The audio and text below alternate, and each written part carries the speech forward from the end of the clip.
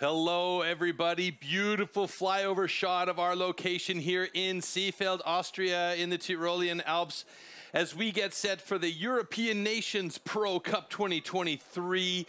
My name is Troy Mannering, and I am joined by none other than our expert Jolanda Gnedinger by my side here to keep me honest and truthful throughout the day.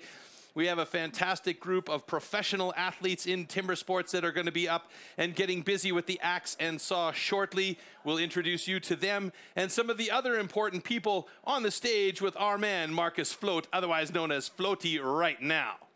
Hello, everybody, and welcome to the STIHL TIMBERSPORTS European Nations Cup 2023. Looks like you guys are having a great time. Seefeld is on fire, and trust me, it is worth it. We've got some of the best European athletes competing today. In the morning, we had the Rookies Cup, and of course now we're getting ready for the Pros. Es wird also Zeit für die Profis, nachdem wir am Vormittag hier die wunderbaren Rookies bereits gesehen haben. Und ich darf euch an dieser Stelle unsere Schiedsrichter vorstellen. STIHL TIMBERSPORTS hat sich in den letzten Jahren unglaublich entwickelt. Die Technologie ist immer besser geworden, aber umso wichtiger ist es auch hier, entsprechende Schiedsrichter zu haben. So STIHL TIMBERSPORTS has made an impressive development over the last few years. So it's very important to have judges to take care of everything on stage and off stage. So it was my great pleasure to welcome our first judge. Ladies and gentlemen, please put your hands together for Mr. Bart Janssen.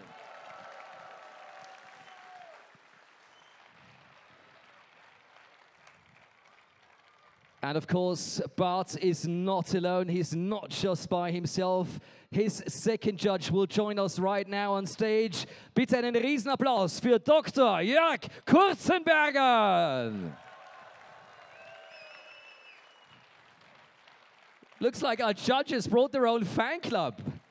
Very nice. Aber sie haben ja schon gestern wirklich ganz, ganz toll gearbeitet und das wird jetzt vom Publikum belohnt. Aber nicht nur auf der Bühne brauchen wir Judges. Wir haben ja auch eine Vielzahl an Videokameras installiert. And of course the videos take care of everything that cannot be seen by the human eye. That's why we're going to go to our control center and our video judge, and that is Jules Janssen. Here he is. Give him a wave, give him a shout. Has done a tremendous job over the last few days as we are getting ready for our athletes. Seid ihr bereit für die Nationen? Seid ihr bereit für unsere Athleten? Ich kann euch nicht hören, ich bin mir nicht sicher. Seid ihr bereit? So off we go with our athletes, starting with the team of Switzerland. Representing die Schweiz, the Swiss Pro Champion 2023, Cyril Papst, and the two times Vice World Champion, Christoph Geisler.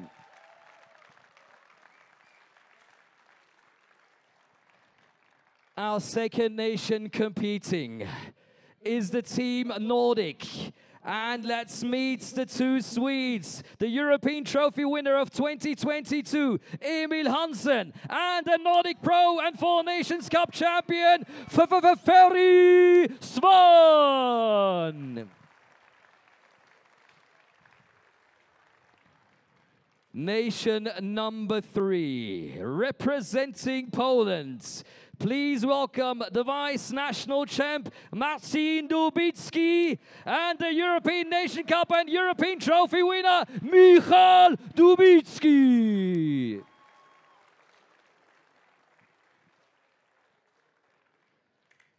Italy is also in the house, representing their country. The French and Italian Rookie Cup winner, Michel Perrin, and the Italian Pro Champion, Alessandro Giapponi.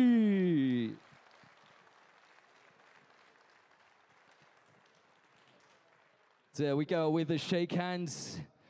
Look at these massive men.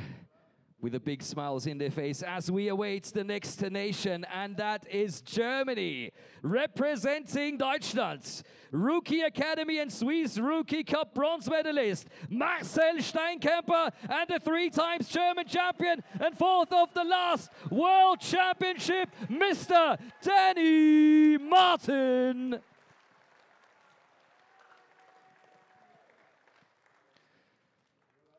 Ja, da gibt es immer weniger Platz auf unserer großen Bühne, nur weil die so breite Schultern haben, die Herren. Und das gilt natürlich auch für die nächste Nation. Representing La France, ladies and gentlemen, give it up for the 3 times vice national champion, Alessandre Meurice, and the 8 times national champion of France, Pierre Pucharze.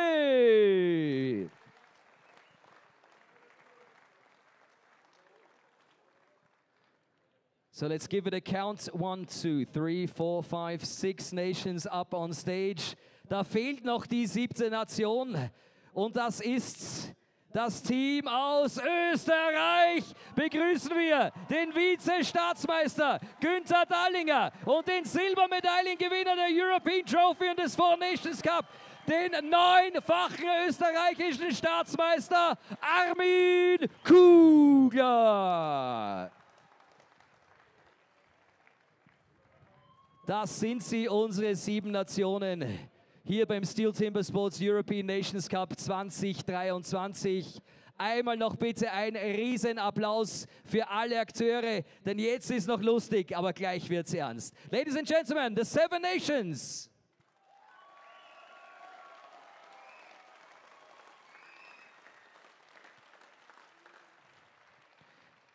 Switzerland, Sweden, Poland, Italy, Germany, France, and Austria. How about that? We are ready to rock and roll. We are ready to return to the studio. Troy, Yolanda, take it away. We are ready to compete. Thanks, Floaty, and we are ready to give you the competition as well. Yolanda, you're good to go? I'm good to go. All right, before we get this underway, we did have the rookie competition earlier on, so we're going to take a quick look at the nation ranking. Team Scandinavia currently in the lead with 19 points. France sitting in a close second at 13. Austria with 11.5 points in third. Poland, Germany, Switzerland, and Italy rounding out the remaining top 7 of our nation. So there is some work to be done by those remaining 4 teams, and they have definitely got the talent on stage to be able to take care of business, don't they? Oh, they sure do it. All right, so that's going to happen on stage as these guys are going to work as hard as they can through the 6 disciplines to try and get as many points as possible. And then those points will be calculated in along with our rookie points from earlier on in the day. And then, obviously, the highest point score will be your nation's winner. All right, so the first discipline is going to be the underhand chop, but we have the competition format now. Athletes compete in 3 disciplines: the underhand chop, the stock saw, and the standing block chop. The times achieved will be converted into points upon completion of each discipline. In round 1, a difference of 1 point applies in each discipline. Thus, the fastest athlete received 12 points and the slowest only 1 point. Any rule infraction will result in a disqualification, and the athlete will receive 0 points for that discipline. At the end of the first round, the athletes with the lowest scores are eliminated. Only 8 athletes make it to the second round. In this second round, the remaining athletes compete in the single buck and the springboard for increased scores. With 2 points difference between placings, the fastest athlete now receives 16 points and the slowest receives 2. The 2 athletes with the lowest total points are eliminated at the end of round 2. Only the top 6 reach the third round. In the third round, anything is still possible in the hot saw, as an increased score interval of 3 points applies in this final round. The fastest athlete can score up to 18 points at the hot saw, the slowest only 3 points. The athlete who manages to achieve the highest total score across all 3 rounds is the new champion.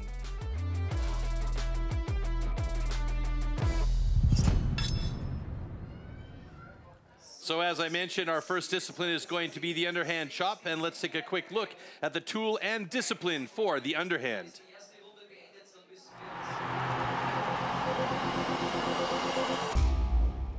The axes used in timber sports definitely can't be bought at your local hardware store. Made from special steel, the blade is hand-sanded with an angle of 13 to 16 degrees.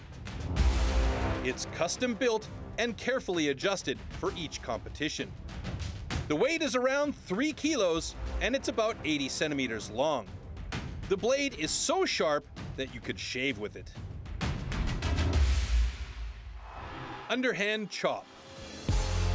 In the past, the underhand chop technique was used to split logs. Standing on a horizontally anchored block, the athletes cut through a 32-centimeter log. The block has to be worked from both sides.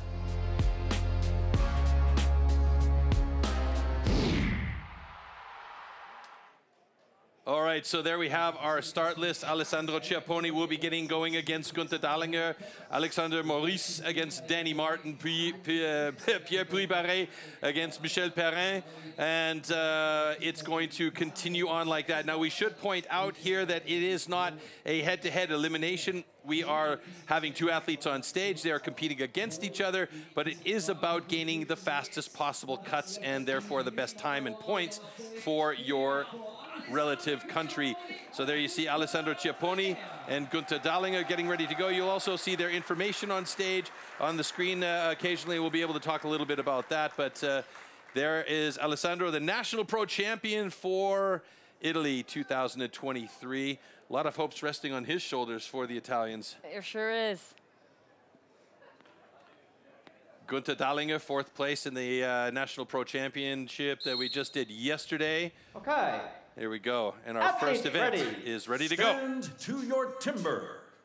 3, 2, 1, go! Nice quick start by Alessandro Ciapponi. Very important that you don't jump that gun. And these guys getting into the blocks right away. You mentioned earlier, Yolanda, that these guys are trying to cut more open faces on the first side to make sure they have less work to do on the second side. Ciapponi getting close to it. That's right. You can see there, big flap came off of his block. That the judges will definitely take a look at that afterwards. And it's going to be Günther Dahlinger getting through there in 32.47 to the delight of the local crowd here. Austria gets the first points on the board with a 32.47 time. Alessandro Ciapponi with a 35.58, but there is issue with his block, as Yolanda pointed out. So you can see there, they're just trying to find that piece that broke off. It's like putting a puzzle back together. That's right. Yeah, it's very important. In the rule book, it says they have to cut through from both sides. So the result of that big piece coming off could mean they didn't actually have a clean cut through. And this is the reason why there is the risk of a DQ here for Alessandro. We hope not, but let's see what Judge Bart says. Both cuts is good.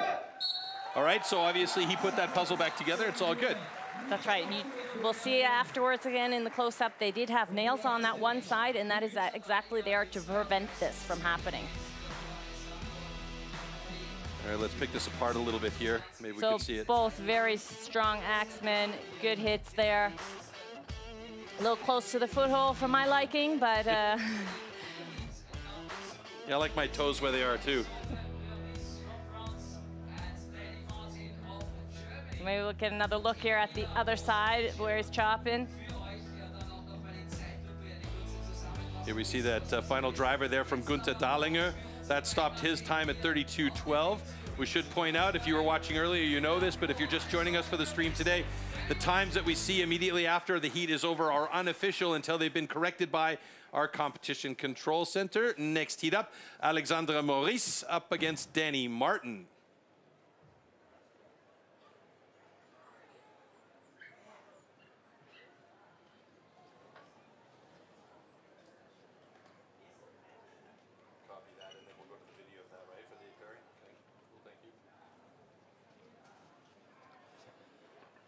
Danny Martin, as you see, 3-time national pro champion for Germany. A lot of expectations from him personally as well from the German team. Timber.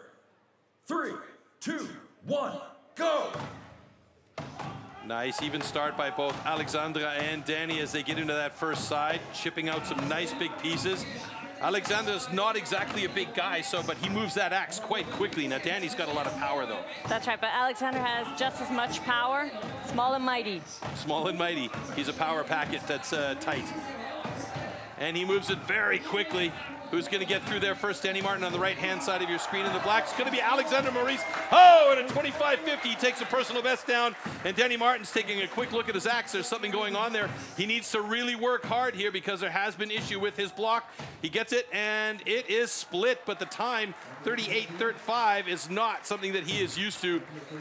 He definitely cuts better than that. And the judges are going to take a quick look to make sure that is, in fact, cut through. So there's always that danger when it splits like that there's just that small piece of wood that's still attached. And if that is the case, then it's a DQ. And this is one of those things these guys have to really keep a close eye on. And what they'll do is they'll lift the block and see if the other block moves with it or if it gives a little bit of tension. That's right. It looks like it is actually cut through, so we at least hope for Danny's sake that it is cut through because there is issue with this block. Now they're looking at the foothold here as well. Oh man, he just can't buy a break today, it seems like. No.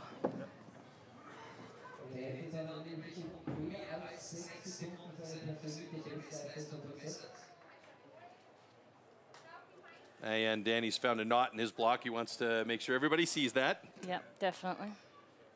Okay, ladies and gentlemen. Stand 1 is good.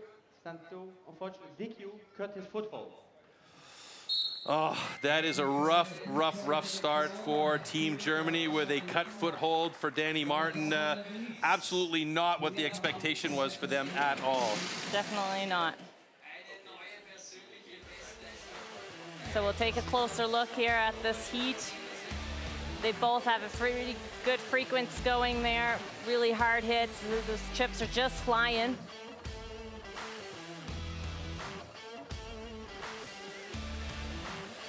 Yeah, I mean, with the amount of power then they're swinging these axes, the control of the axe and the accuracy of the axe is so important.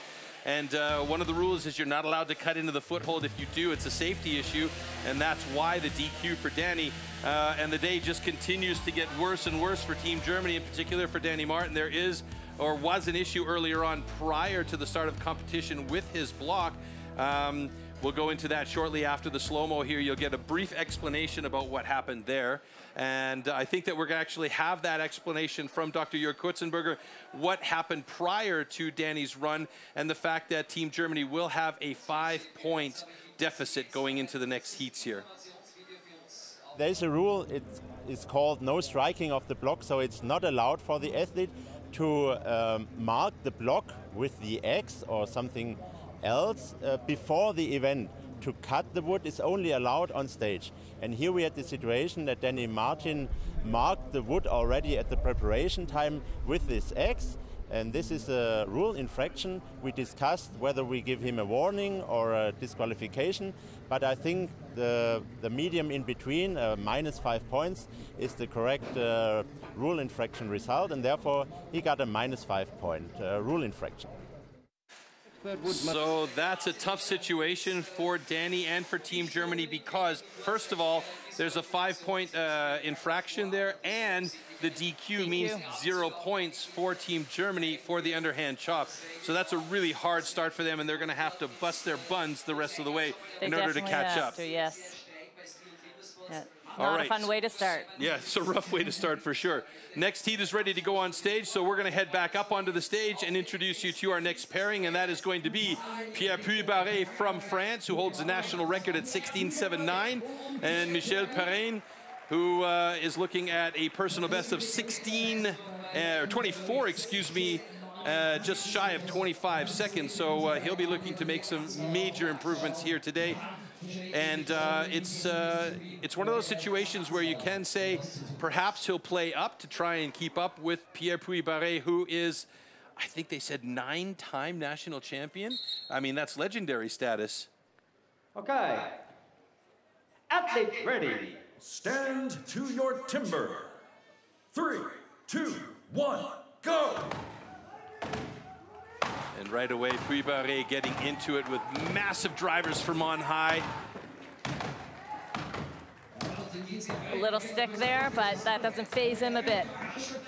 Chiapponi's already, or excuse me, Perrin is already over to the other side of his block, and Puy-Barré jumped over to the second side of his block late. Could that have been a mistake by Perrin to jump over that early? No, it looks like it's been good for him as he cuts through it, and they're going to have to do a time adjustment there, but they stop the clock at 25.68.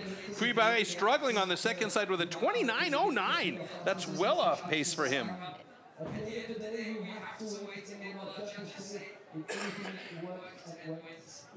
So more often than not, because of the high-speed cameras and the timing units in our competition control center, we will see a time drop for these guys. But because Michel did get back up and take a couple more drivers, that means they'll probably increase his time from 26 up a second or two. Okay, ladies and gentlemen, both guns are good. All right, so officially we have Michel Perrin with a 26.95 and Pierre Puy-Barré with a 31.36. Like double his best time. Unreal. But you can see there a little bit darkened spot. That is the sign that there is a knot in there. It is a natural product. You gotta expect that there can be a knot in there. Just have to deal with it. And Michel Perrin stepping down a couple of, almost 3 times there before he did that last driver to get through. And here we can see the final drivers from Pierre Puy-Barré.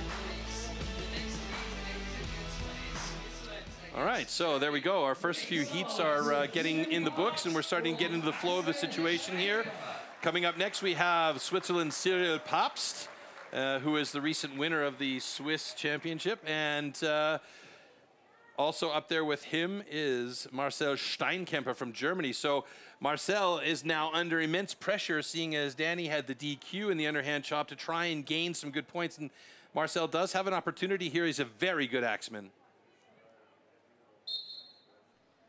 Okay, athletes ready. Stand to your timber.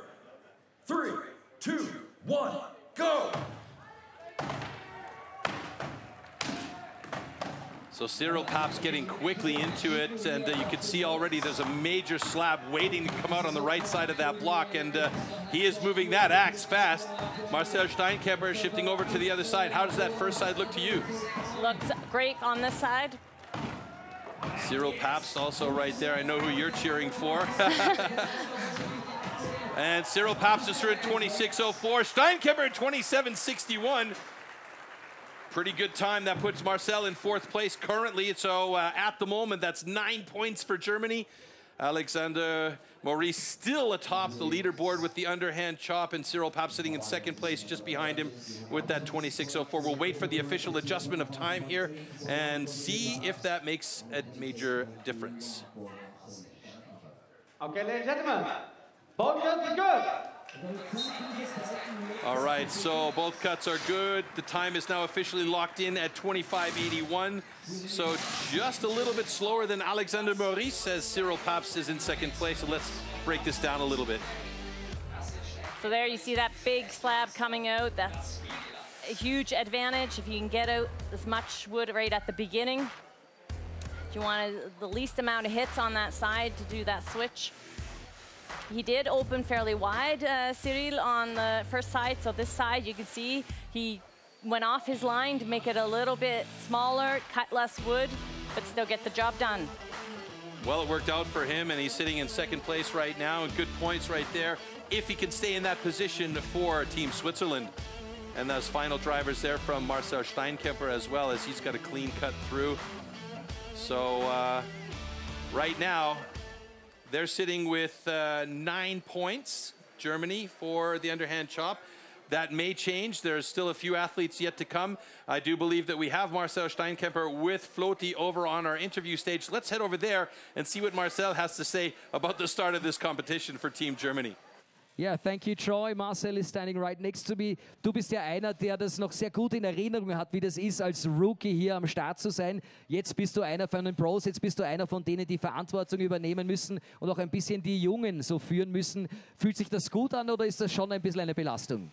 Nein, also das ist wirklich ein tolles Gefühl. Man, wie du schon sagst, ich habe das ja alles selber miterlebt und weiß auch, wie die Jungs sich heute Morgen gefühlt haben. Und ja, das ist dann immer schön, denen dann auch noch mal ein bisschen was mitgeben zu können, was aus meiner Erfahrung, was ich so als Rookie erlebt habe und wie das alles so ist. Und es ist schon schön. So Marcel says it's a great feeling to be one of the pros now, not only because he's older, but also because he knows exactly how it felt when he was a rookie, and he was very thankful for the pros giving him a hand and supporting him. And he said this morning, because the rookies, of course, are the ones starting off the competition, it's a very tough feeling, and he knew exactly how they felt. Eine Frage noch, Marcel. Stimmungstechnisch geht es ja hier seit gestern so richtig rund. Wie sehr hast du dem Wettkampf entgegengefiebert und hast dich gefreut, hier auch vor den Fans performen zu können? Ja, also es ist natürlich immer was Besonderes, vor einer großen Kulisse anzutreten, und gerade hier in Seefeld, hier ist wirklich eine tolle Kulisse, auch drumherum um die Bühne, und ja, geht eigentlich nicht besser. Also ich glaube, das darf man gerne mal mit einem Applaus belohnen. Das ist so ein sympathischer, netter Kerl, obwohl er auch wirklich gefährlich sein kann, wenn er dann oben auf der Bühne steht. Marcel, alles Gute ja für die weiteren Bewerbe. Es folgen ja noch 5. Thank you very much, Marcel Steinkemper. He is ready and he enjoys himself here in Seefeld. That's what he said. But I know Yolanda and Troy, you guys are enjoying yourselves as well, right? Yeah, thank you, Floaty. We're having a good time here in the studio, although it is a little bit hot with the sun at our backs, but we'll live with it. Guido and crew had to live with it yesterday, so we're going to head back up onto the stage now and get into our next heat, heat number 5 with Armin Kugler and Marcin Dubiccy. And you can see Armin Kugler holding the national record of 19 and 12 for Austria. I mean, the guy is legendary. He's been around so long, and he is just so consistent and so good.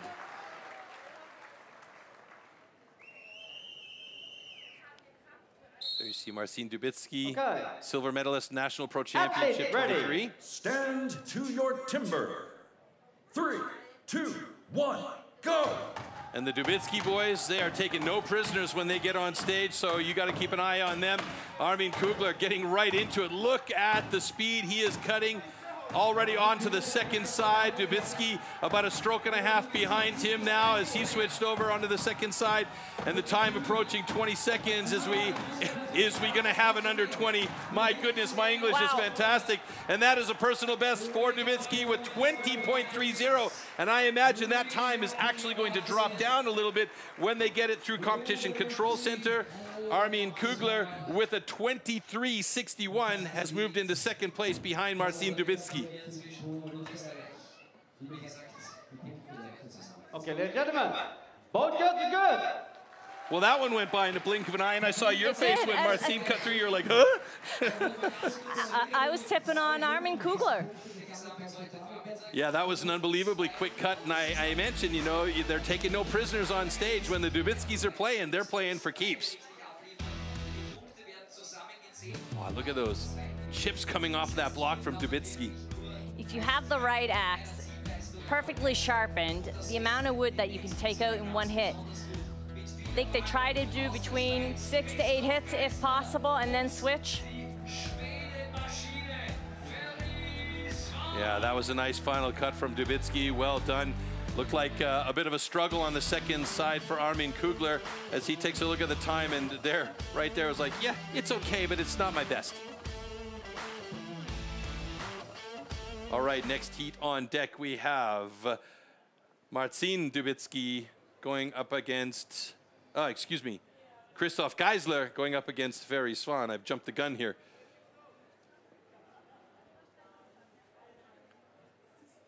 Christoph Geisler, he is 49? 49. 49 years old, folks. Absolutely relevant, still in the mix. You do not want to underestimate that man. Ferry Swan as well, one of the younger athletes, but absolutely top-notch. Here we go. 2, 1, go! What you'll notice about Ferry Swan is that he tends to take very short but quick chops. Geisler, on the other hand, very accurate and very quick as well. He's changed his style slightly over the years. And Christoph Geisler is first over to the other side. Ferry Swan 4 strokes back as he switches to the other side of his block. And we could see a couple of good times here. Christoph Geisler looks like he's getting there. 21.58 for Christoph Geisler, putting him in second place. Ferry Swan struggling on that second side. Was he too shallow on the first side at 29.18? That is unusual time-wise for Ferry Swan. He's 10 seconds slower than his best time And Christoph Geisler moves into second place behind Marcin Dubiccy. And Ferry Swan is down in 8th place, just behind Marcel Steinkemper's time. Okay. Ball cut is good.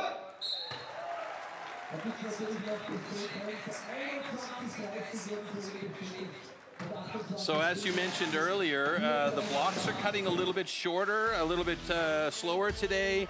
Yeah, and you also mentioned axe choice is playing a big role in how these blocks are cutting. And I remember seeing some of the guys in the back there testing axes on some of the other blocks from the same tree stand. How much does that really affect, or how much are they really different between block and block? There can be a huge difference between two blocks, because if they're not from the exact same tree and just piece after the other piece, anything could change. There could be a branch or not, the way it grew. There can be a little bit of a difference. Well, I didn't see any dark spots in Ferry Swan's block there, so it could be that maybe his axe choice was just not the one that he needed to have today. There are 8 different axe choices, or more, in fact, that you can choose from, and it's a big secret what the guys take when they go up on stage. We are into the action now today, but there's still plenty of action to come this season, and you can also check back at previous streams. Let's take a quick look at what we've done and what we're still coming to do. So we are here 3rd of September for the European Nations Pro Cup in Seefeld. 1st of October, the German Pro Championships happening in Essen in Germany. That's going to be on the live stream. And then, of course, on the 3rd and 4th of November, the Team World Championships and the Individual World Championships, respectively. And if you want to get back into the action, there is still video on demand from all the different events that we've had throughout the season. So if you want to just catch up on who's done what and where, that is plenty to be seen there as far as getting the history back up into finding out where you're at. All right, let's get into our final heat in the underhand chop, and our first discipline will be finished after this one. We'll take a look at the standings and see how it affects things so far. All right, Mikael Dubiccy and Emil Hansen. We've seen these guys battle it out before, but look at the national record fast time for Dubiccy, 14.19. Now, when he gets up there, keep a close eye, folks, on how quickly he moves that axe. Emil Hansen has also been absolutely outstanding. He and Ferry Swan have been fighting with each other in the national arena for quite a few years, but Emil Hansen has the pedigree that his father, Hans-Ove Hansen, is there to guide him along. That's right. To your timber. 3, 2, 1, go! Now watch Mikael Dubiccy there. Quick axe movement. Emil Hansen with a big slab cut out there. Bit of a sticky axe as he switches over to the other side ahead of Dubiccy. Dubiccy opting to go with his butt to the audience for the second side of his block. So our cameraman can really see him grimacing at that block as we pass the 22-second mark for both of these guys. Emil Hansen's got it in 24:03. Dubiccy stepping down, and by virtue of stepping down and having to step back up, lost a couple of seconds, and he's got a 27.92.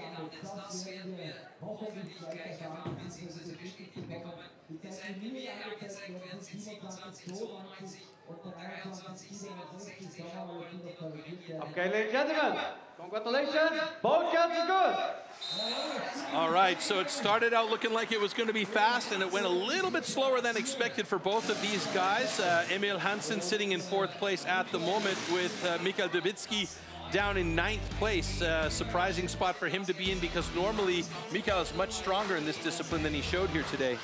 Yeah, he sure is. I think that last little bit there, that sticky of the axe and losing his balance is costing so many seconds there.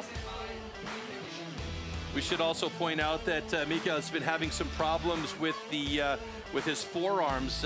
He's just got so much power there that there's had a few, I think they called it a blown cartilage or something like that in his forearm. So that's why he's wearing those the forearm brace there on his arms to help support the muscles. So underhand chop is done and dusted. Our first discipline is out of the way, and we can see right there as the standings in the first discipline are also our overall standings.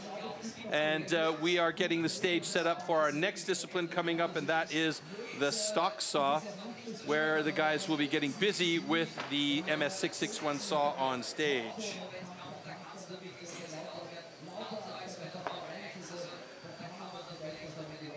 So it'll be All right, so there, quick look at where the Nations Cup is now that we are getting some points in there. Team Scandinavia still on top. Team Poland has snuck into second place, and Team Austria is now holding on to a nice third place. Still lots of action to go, though, folks, so don't worry. We're going to keep you fed with cutting and sawing till the end of this day in the afternoon. Let's get back into it with our tool and discipline for stock saw.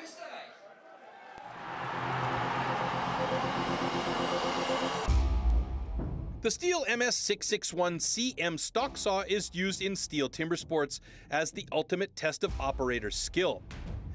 Designed for the toughest jobs in forestry, it produces approximately 7.3 horsepower, has a displacement of 91.1 cc, and weighs 7.4 kilograms.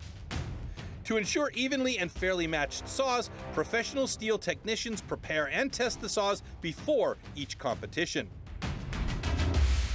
Stock saw. After the starting shot, the contestants have to cut 2 wooden discs, so-called cookies, within a 10-centimeter mark, one downward and one upward. The attempt is only valid when both discs have been cut off completely and within the marks. All right, so there is our heat list for the stock saw, and the first heat going to be Michel Perrin against Alexander Maurice. You might be looking at this and saying, hey, I can go and buy that saw in my local dealership and just start cutting and get some real good times like maybe a season's best or a world record 8:51, but that's not actually the case, is it? There's a little bit more to it. It's not about the power, is it, Yolanda? No, there's a lot more to it. A lot of technique and a little bit of strength. But this is also something that's quite funny because you say, you know, you go out and train in the underhand, you train in the standing block chop, you train in the single buck. And the one thing a lot of guys don't train in is the stock saw. Why is that? Everybody thinks they can run a power saw. So you think, yep, I can do that, that's fine. It's worked for me the last competition. I'll be fine for this one.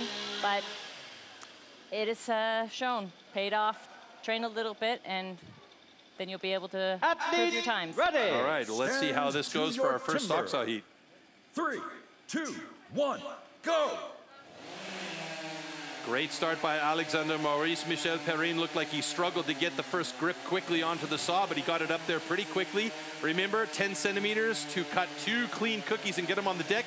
And Maurice is going to have the first ones down. Wow, look how close that was. Perrin, I thought, was going to be a bit slower than Maurice, but he was, in fact, faster. As the time stopped at 13 seconds. It didn't stop on my screen here. And he's not really satisfied, and it looks like he might have a cut line. I'm hoping that we don't have a DQ for Michel Perrin because 12.83 seconds is a personal best for him.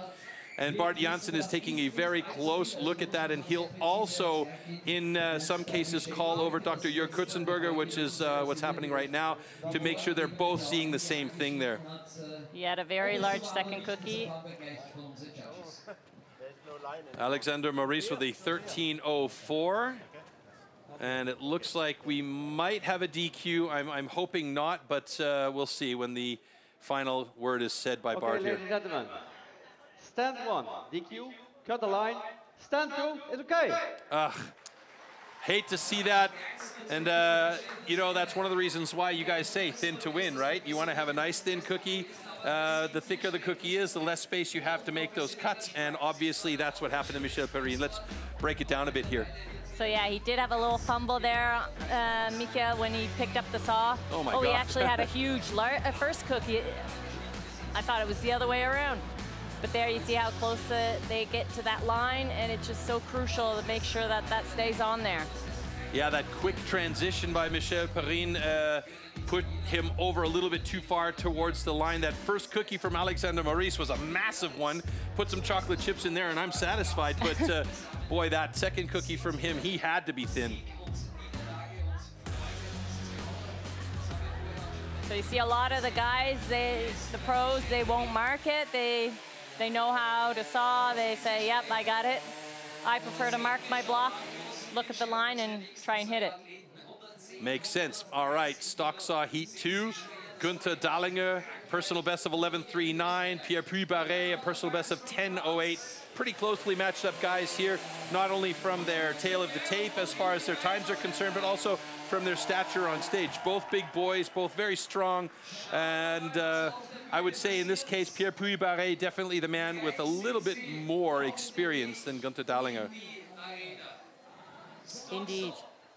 Heat number 2, please welcome from France, Pierre Puy-Barré, and from Austria, Günther Dahlinger. So we've seen so far, we've only had one heat, but the times, they kind of match those of the rookies today.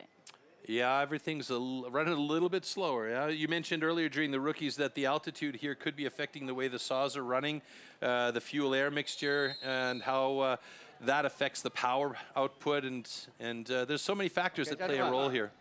Warm up your saw.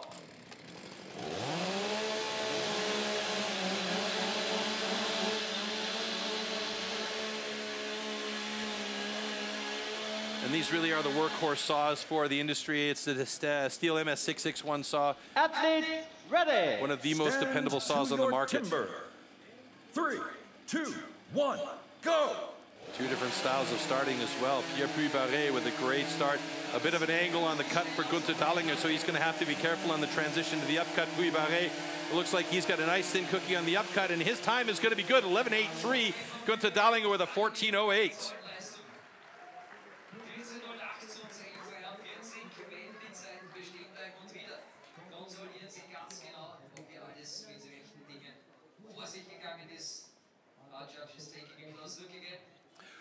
Ooh. The cookie did break, but did break. it's still a complete cookie. So this is part of that the puzzle-making kit that that Bart Jansen always has. He's checking those cookies to make sure he can put the pieces back together, because if a complete cookie does hit the ground and breaks, it still counts as a complete cookie. That's right. You can see here by Günther, he's went in straight and now changed the angle. So that means right by the saw, you're not cutting as much wood. So that's why we want to try and keep the saw going straight down the entire time. You can see that by Puy-Barré. Yeah, he's got a nice thin cookie on the upcut there from Puy-Barré. That's Günther Dahlinger, excuse me. Still had space to the line. Puy-Barré, here's yeah, he's got two thin cookies on the deck, and by virtue of the second cookie being as thin as it was, it hit the deck and broke, but it was still okay, so both cookies were good. And looks like we are ready for heat number 3 with Marcin Dubiccy and Alessandro Chiapponi. And we can see the personal best for these guys are all around 10, 11, 12 seconds. There's not really any of these guys that are outside of the 15-second mark on the cut. The world record, I believe we're looking at 8 seconds and change here. Let me just double check that for stock saw. Yeah, 8:51, still held by the Norwegian Ole Magnus Sulje Berget from 2021.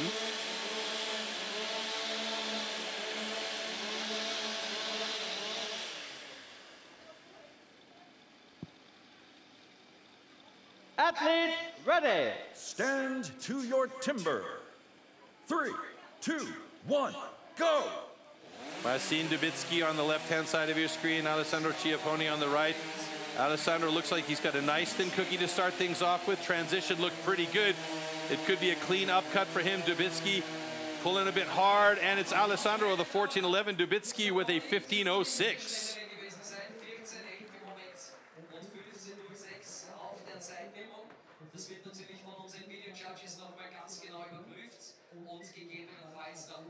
It's usually that last second that gets you when you just want to get that saw out of the wood.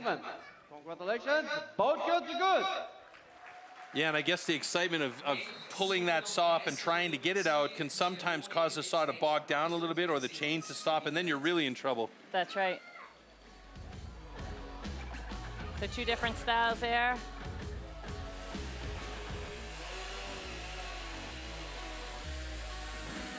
So you can see that's I'm going to say that's a good 2 centimeter thick cookie that he's got cutting. And it appears though as Chiapponi's cookie is a little bit thinner than that, maybe not by much, but it gives them a little bit more space to make a mistake and correct for on that second cut. That's right. These guys are pretty seldom making those mistakes though. And right there you could see, oh, the chain actually did stop for Marcin. So just briefly. Crucial seconds. Yeah. All right. So Danny Martin, after his DQ in the underhand chop, he is absolutely an expert when it comes to the motor saw in hand. This is his opportunity to do some damage and really get back into the mix, maybe to try and excise some of those demons from that first DQ and those 5 points for his team. So he's got to really cut well here today. Okay, gentlemen. Warm up your saw. Cyril Pabst. Personal best is 11 seconds. So Danny Martin, definitely the stronger of the stock sawyers here. I just hope that his headspace is where it needs to be. Yeah.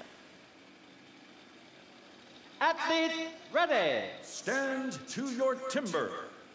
3, 2, 1, go. Really good start by Martin. Gets right into it, but he's cutting at an angle.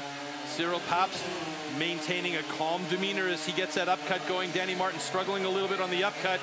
And it's going to be a bit slower than Danny Martin is used to, but both of those guys very close to each other. Cyril Pabst slightly faster on the upcut. Danny Martin was faster on the initial cut, but Cyril Pabst had a better second cut, and Danny Martin has got 2 cookies on the deck, which I hope are going to be allowed. It looks like it is. Okay, ladies and gentlemen, congratulations. Both shots are good. So Pierre Puy-Barré still holding the top spot in the stock saw results. Cyril Pabst just sneaks into second place ahead of Danny Martin, who with a 12:28 time is in 3rd place. So that's definitely points that he would like to keep now at this point.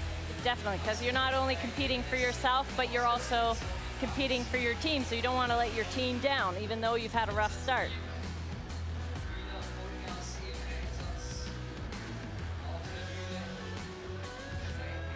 See, once he cut both of them, same angle there.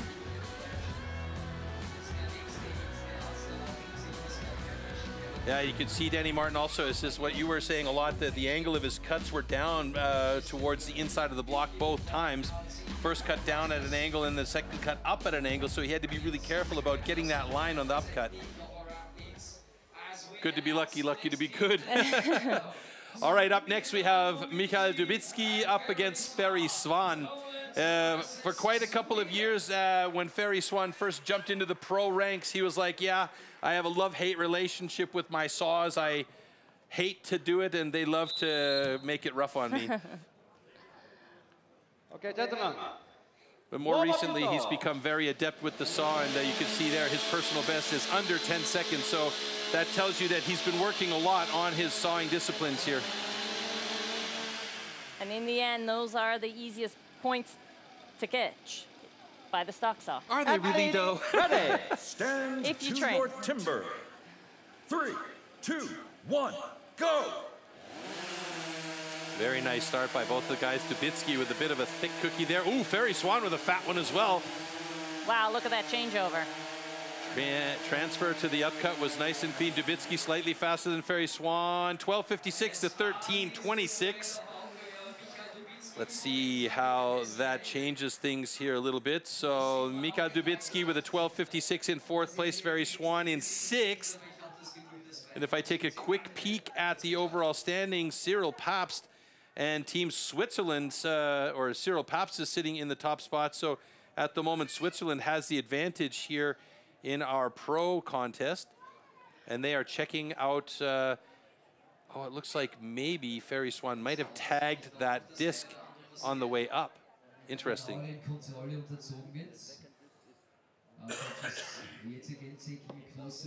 So that would be a rough situation for the Scandinavian crew because they've been leading up until this point.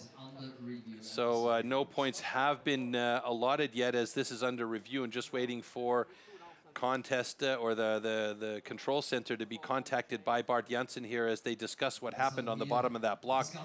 It looks like some of the bark actually just got knocked away. Maybe it happened when it fell down. Oh, we do have a video review, so they will go into the competition control center and take a quick look at what happened here as Bart Janssen does a little bit of experimenting on stage, and there we see what happens occasionally. The yellow flag is out, so we'll head in to see STIHL Janssen, and they'll discuss in the competition control center what is actually going on. And you can see as they look at that slow motion camera how many frames they can really just go so close to the action and see what happened. Janssen in full control of all the cameras.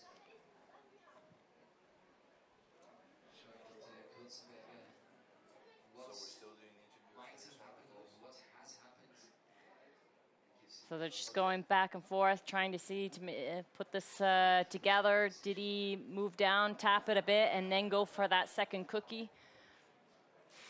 Yeah, this is the critical point, and this is one of the reasons why we have all of those cameras on stage. They're filming from multiple angles. You could see all of the different screens in there, all the different angles, and that's what these guys are taking a close look at right now, because if he did, in fact, tap that block, then that counts as incomplete cookie, and That's it right. would be, in fact, a DQ.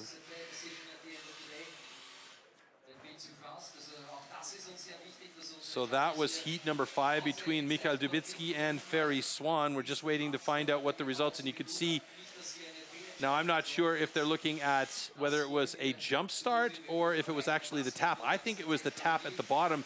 And what I'm seeing from the video there is that cookie actually hit the deck, rolled back, and got caught by the chain. In my world, that would mean, okay, it's not a tap where, you know, he had any control over the situation, and it would be deemed a legal cut. That's right. Yep, there you go. We just saw how it hit the bar and then came flying back. But when they were out there taking a look at the cookies, both cookies did have It did look that way. a piece missing. So maybe one they could piece back together, and the other one would have been the situation where the bar touched it, or the cookie touched the bar. All right, so we're just going to wait for the final decision, and we are on pins and needles at the moment as Bart Janssen, Ferry Swan, and Mikołaj Dubiccy are waiting on stage to find out what the final result will be when Dr. Jörg Kurzenberger comes out after the long discussion with Jules Janssen there in the competition control center. So this is what we're waiting on right now as they review it one more time. Ah, yes, I could see what happened there. It rolled around to the front of the bar, the chain was rotating, and it shot it back, and that's where the contact happened. But that doesn't explain the little piece missing on the second cookie. So your observation there was absolutely correct. So pins and needles now as Dr. Jörg Kurzenberger comes back out onto stage, and he'll pass on the information to Bart Janssen, and then we will have our final decision. So it looks like he's relaying that over the headset to him right now. Nerve-wracking moments. Okay, ladies and gentlemen, stand 1. Okay, stand DQ, incomplete disc. That is a rough one for Ferry Swan. He's going to want to talk about that one with the judges after this competition is over. I'm not in there. I didn't see the screen up close, but from my perspective, and I think we both agree on this, it looked like the cookie rolled back into the chain of the saw. Let's take a look at the slow-mo here and see if we can actually see it. So that is a pretty big cookie that he had there. Same with Mikołaj Dubiccy, huh? Yeah, and I know he said afterwards it looked like a... So let's watch this here. It rolled into it, so that's where that initial cut happened. So the question is, what was the incomplete part of the second? I mean, you can't really control that, and I don't understand it myself.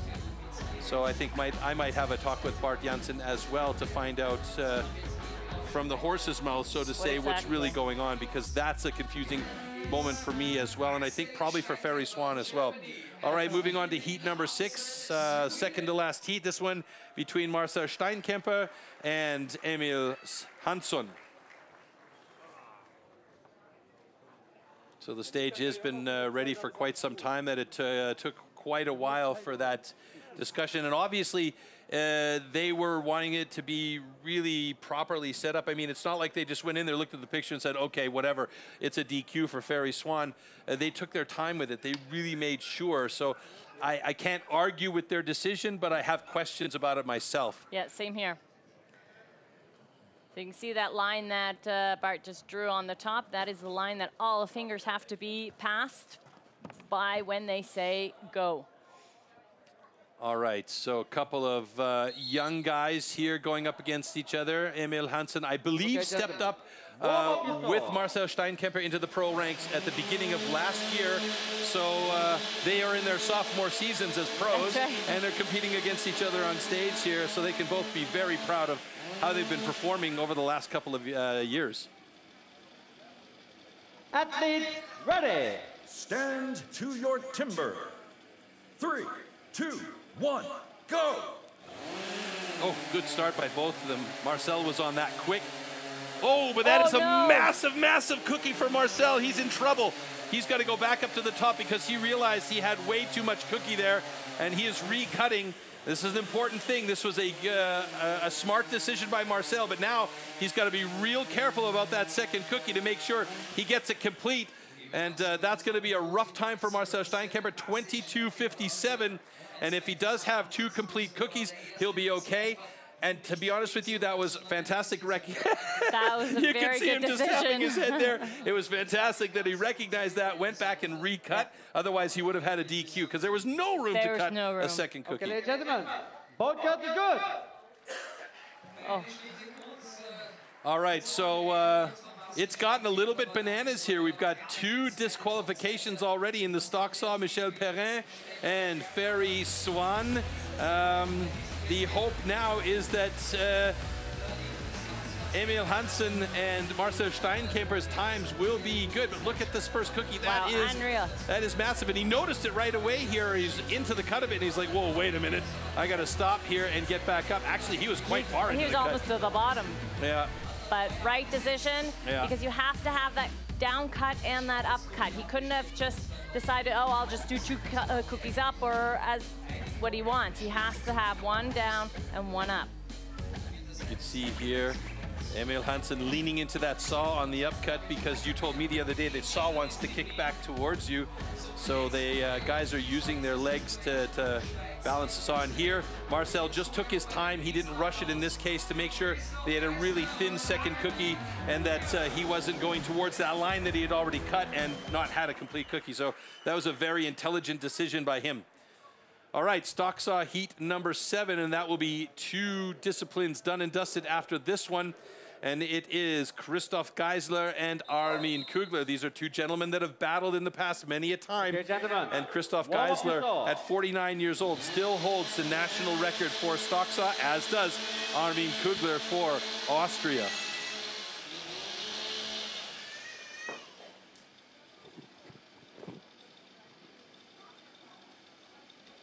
Athletes ready. Stand to your timber. 3, 2, 1, go! Christoph Geisler, always the perfectionist here with a beautiful thin cookie. Armin Kugler, not as thin, but still good quality. Nice transition by both of the guys. Armin Kugler a bit quicker on the upcut, maybe. Ooh! Oh. Wow, look at that! 14:59 to 14:50. That was about as close as it gets today. Quick check to make sure they've got 2 good cookies on the deck. And Christoph Geisler and Armin Kugler, so well matched up, these 2. Unbelievable. Unreal.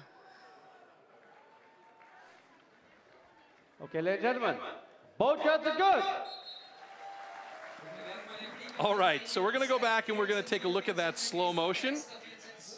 Then we'll see the results of the stock saw, and then we'll find out where this puts us as far as the overall standings in the pros, and then I'm hoping we'll also get a page to look at with the rankings in the Nations Cup. You can see that change over there, very smooth, very quick. Another small, thin cookie. That's the way you want.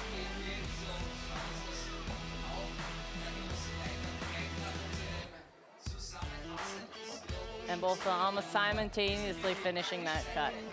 Wow, look how close this was at the end, though. I mean, Unreal. it's milliseconds here. And if I look at this here, it's Christoph Geisler with a 14.44, Armin Kugler with a 14.32 after adjustment. So that's about as close as it gets with 2 really evenly matched up athletes. Now, we talked about that DQ from Ferry Swan earlier. We had questions about it, and I said I was going to go and talk to the judges myself later on. Well, we don't need to. We're going to head over to Floaty. He is with Dr. Jörg Kutzenberger, who is going to explain what exactly happened with that DQ of Ferry Swan. Well, thank you very much, Troy. Jörg Kurzenberger, du hast dir sehr, sehr viel Zeit genommen, diese Entscheidung zu fällen. Ihr habt euch das Video noch einmal genau angesehen. Was war genau das Problem bei Ferry Swans Cut?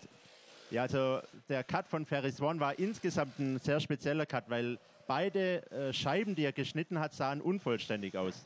Und daher muss ich eben beide Schnitte sozusagen nochmal kontrollieren. Folgendes ist passiert, also er hat die erste Scheibe gesägt und als dann die erste Scheibe nach unten gefallen ist, ist die Scheibe quasi auf seine Säge gefallen. Das heißt, der erste Schnitt in der ersten Scheibe war deshalb, weil die Scheibe auf seine Säge gefallen ist. Alles okay. Aber dadurch, dass sich dadurch die Säge etwas bewegt hat, hat er die zweite Scheibe schon leicht berührt, bevor er geschnitten hat. Und in der Folge war dann die zweite Disc dann unvollständig und das führte dann zur DQ. Das klingt ja fast schon ein bisschen nach Detektivarbeit. Also gibt es oft so Situationen, wo man dann so genau schauen muss, wo man dann wirklich die gesamte Technologie, die zur Verfügung steht, auch wirklich nützt? Ja, also es ist tatsächlich so, wenn man unser Regelwerk liest, dann denkt man ja immer, ja gut, Cut Foothold, keine komplette Scheibe, das sind immer so Schwarz- und Weiß-Entscheidungen. Aber jetzt hat man es gesehen, das ist tatsächlich nicht so. Es gibt ab und an mal, ich nenne es mal Graubereiche und dafür sind wir Schiedsrichter dann da, dass wir dann in einer Sisyphus-Arbeit oder Detektivarbeit dann das richtige Ergebnis finden. Vielen Dank, Jörg Kurzenberger. Vielleicht an dieser Stelle auch nochmal einen Riesenapplaus für unsere Judges, die das wirklich nicht auf die leichte Schulter nehmen und sich bemühen, hier für alle Athleten eine perfekte Situation herbeizuführen. Well, Troy, you see what happened. I've just been explained. Ferry Swan had two cookies that looked incomplete. The first one was incomplete because it dropped onto the saw, so that was all right. But while it dropped onto the saw moved and made the second cookie incomplete. So at the end of the day, it wasn't the first cookie that was done, but the second cookie was the one that caused the problem and caused the DQ at the end. Hope you understood, because it took me some time to get what he was talking about. Back to you guys, Yolanda and Troy.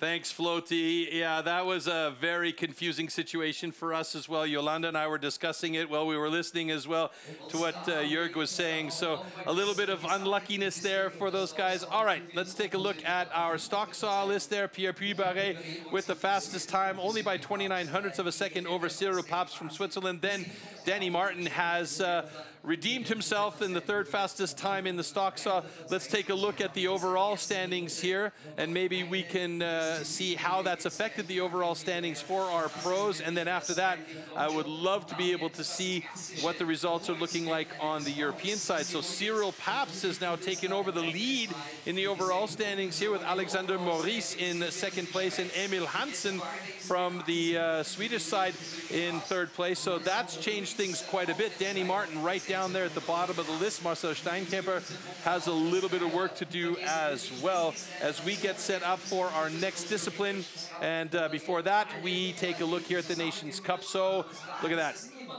13.5 points for Team Scandinavia. France just behind them by 25 or like 25/100ths of a point there with 13.25. So it's close between Scandinavia and France. France is still in the mix, and the rest of the guys are battling to find their way through.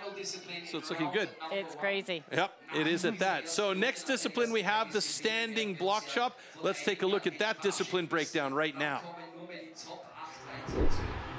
Standing block chop. At the standing block chop, the felling of a tree with an axe is simulated.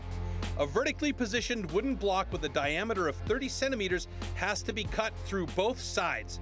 A powerful and precise swing with the axe is the premise of a good result.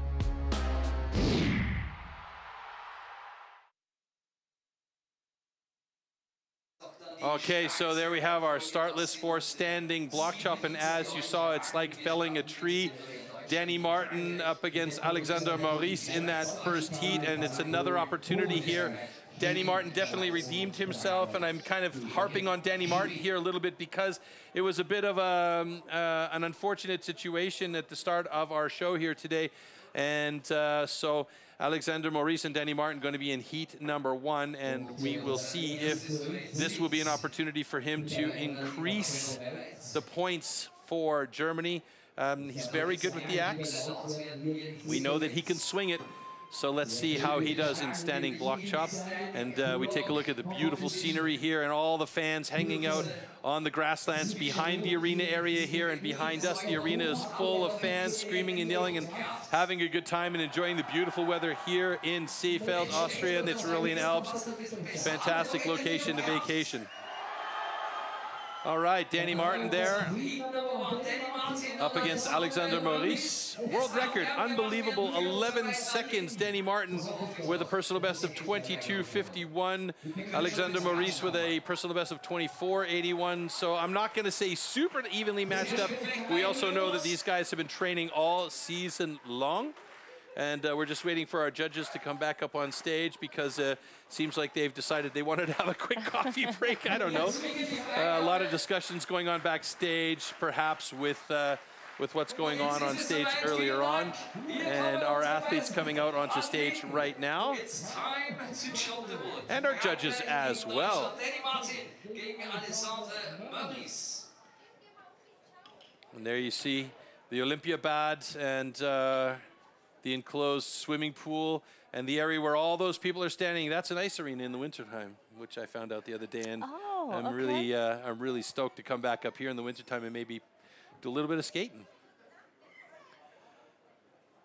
So Danny Martin, he is not liking that block. That's a face of concentration as he gets ready for standing block. Alexander Maurice blowing out some of the butterflies. Okay. Athletes ready. Stand to your timber. 3, 2, 1, go!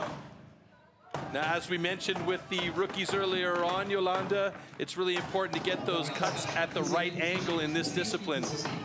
That's right, you can see by Danny Martin, the bottom, it's so smooth, and he just split his block, so we'll just see how that's gonna work for him, because that means there's more vibrations in the block and it's harder for him to knock it off. Yeah, with each time he drives that axe in there, the block moves instead of cutting it. Boy, that's a nice time though for Danny Martin, 24:78. He'll take that under the conditions at the moment. Alexander Maurice still trying to get through there, and he does it in 33:04. Definitely not happy with that, by the look on his face. What's going through your mind as an athlete when you see that block split? Are you going, oh my God, no? It depends if you noticed it at the start. You definitely notice it once you switch to the other side and start chopping out that wood. It is nerve-wracking, but you have to deal with it. You gotta get through. All right, Danny Martin with a 24:24 after adjustment. Alexander Maurice with a 32 and change. 32.73. See some big slabs coming off of Danny Martin's block on the far side. Let's see if we see where that actually split. So right by that, no, by the next, he's got one more. And there you go, there you saw how it split. I missed that completely. I'm glad you're here with me because I completely would have not seen that at all. But yeah, you're absolutely right. It is shaking and baking up there. How the gap opens every time he hit there. So it's almost like a suspender or a suspension system on a bike, you know? It's absorbing the hit before it actually allows the axe to cut. All right, Gunther Dahlinger against Cyril Pabst. This should be an interesting matchup. Cyril Pabst and I mean, how many guys can say they're still a professional athlete at 48, 49 years old? It's unbelievable. Cyril Pabst, the winner of the Swiss National Championship last weekend, he is a focused man. He doesn't look older than 39. No, he doesn't look a day older than 39. Yeah. Athletes ready. Stand to your timber. I'm still 12 years old inside.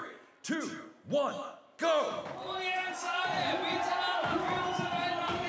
All big right, hits there. Gunther Dahlinger just taking some big pieces out.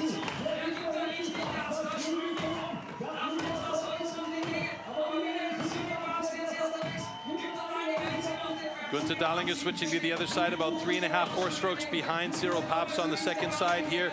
Cyril Pabst's cuts look really clean. Should be through any second now. Looks like he had it, but needed to go back and give it one more. 26.78. Gunther Dahlinger with a 30.47. So at the moment, Danny Martin's time of 24:24 is the time to beat in standing block chop. He's going to be, as they say in Germany, pressing his thumbs or crossing his fingers with the hope that nobody else can get faster times on those blocks today.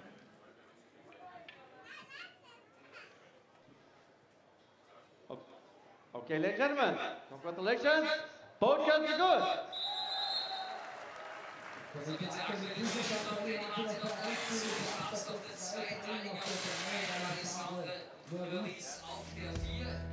So there's a beautiful start by Cyril Paps, and we noticed on his first side, his cuts were very, very clean. Gunther has a bit of a flat hit there. He's not following his lines.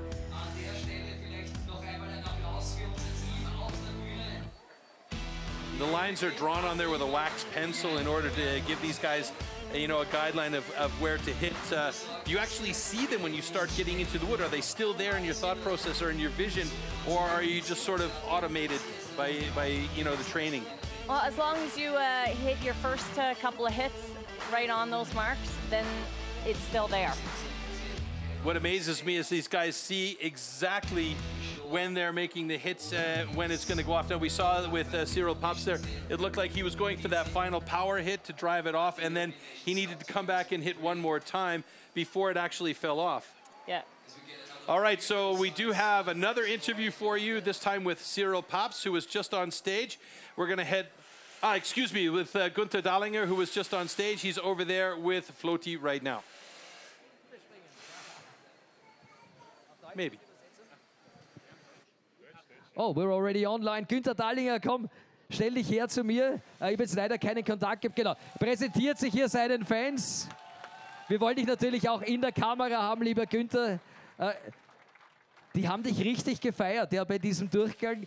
Hat es dir Spaß gemacht? Hat es richtig gebrannt? Richtig, richtig viel Spaß macht das, ja. Du hast ja gestern schon richtig abgeliefert, ja, bei den österreichischen Staatsmeisterschaften. Man hat das Gefühl, du bist hier doppelt motiviert. Spüre ich das richtig oder kommt man das nur so vor? Nein, nein, das passt schon. Und dadurch, nach dem Bewerb geht es mit dem Training gleich weiter noch für Team-WM. Das passt schon. Ich bin gut drauf zurzeit. Wie sieht's, ja, da darf gerne Zwischenapplaus gespendet werden. Wie sieht's aus mit den Kraftreserven im Moment? Kraft haben wir, aber Technik, an der muss ich noch nicht arbeiten. Er sagt, Kraft hat er genug, an der Technik muss er arbeiten. Da unterstützen wir ihn, dass die Technik gut funktioniert in den nächsten Bewerben. Nochmal ein Riesenapplaus für Gunther Dahlinger. Hält die rot-weiß-roten Farben heute hoch. Troy, Yolanda, you probably understood. He has a lot of power. He says no problem that yesterday at the Austrian National Pro Championships he lost a bit of power. It's all about the technique and he still has to improve that. That's what he said. But he's very motivated because the crowd is giving him so much support. So he's very much looking forward to the next disciplines. So let's give him a thumbs up and let's see if he gets through to the next round being under the top 8. All right, well, I've heard that many a time before, and it's all about technique. Reminds me of an old 90s commercial for riding bikes and doing exercise. All about technique! Yeah, but I mean, these guys really do have to have clean technique on stage. There's no doubt about it. That's right. All right, next heat coming up. Heat number 3 in our standing block chop. Marcel Steinkemper going up against Mickey Perrin. We should point out that this is discipline number 3, which means it's the last discipline in round 1, and we will eliminate some athletes from our list. We'll take 8 athletes into round 2, remembering that it's also about gaining as many points as possible for the European Cup rankings. So there we see Michel Perrin. Athletes ready. Stand to your timber. 3, 2, 1, go! So Marcel Steinkemper is in excellent form on this one here. He's always good with the standing block chop.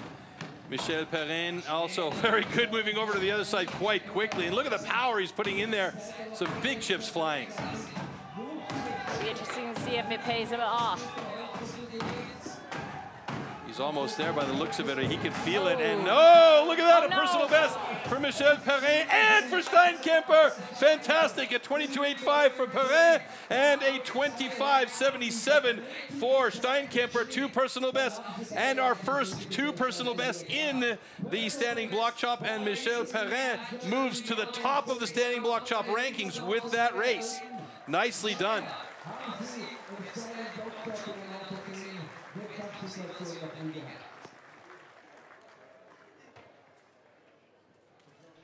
Okay, ladies and gentlemen, boat can be good. There you go, a couple of personal bests going down by the wayside and into the ocean. I like it. I love to see personal bests go. Regardless of what the time is, it tells you that these guys are making improvements. Look at the action, Obi, these two monsters on stage. So you just saw that big chunk of wood that was in Michel's way. That probably cost him a little bit of power for that hit to get that piece out of the way.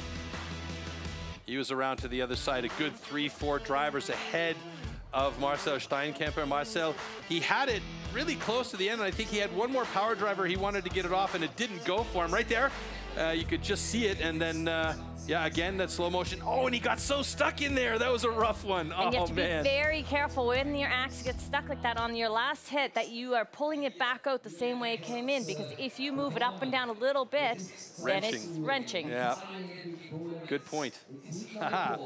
All right, heat number 4 coming up with Alessandro Ciapponi and Marcin Dubiccy. Alessandro Ciapponi recently out of, also last year, I believe, was his first full year as a pro. Correct me if I'm wrong. Yeah, I think so, yeah.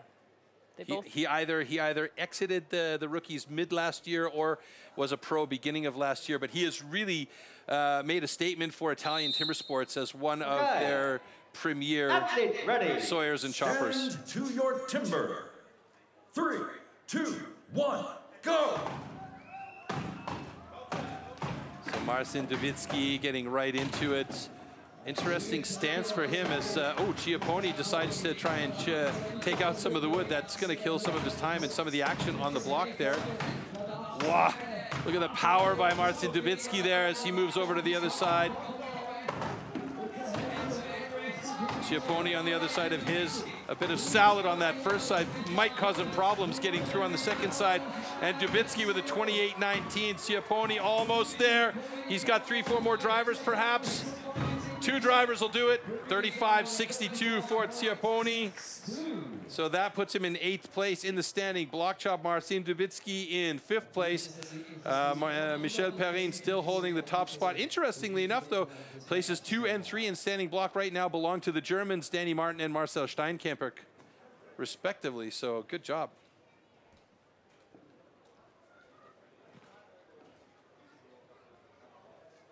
Okay, ladies and gentlemen, congratulations. Both shots are good. All right. This is the one discipline where you're seeing the least amount of DQs, I feel like. Whether it's the rookies or the pros, we're getting the least amount of DQs here because really the only thing that you can DQ is if you have a false start, right? That's right. False start or out of time. So you saw that big piece in the way again there by Ciapponi. He did take the time to try and hit it away. He should have just went for it and hit it, but it's a safety thing. In training, you tend to stop, make sure that piece is out of the way, and then continue.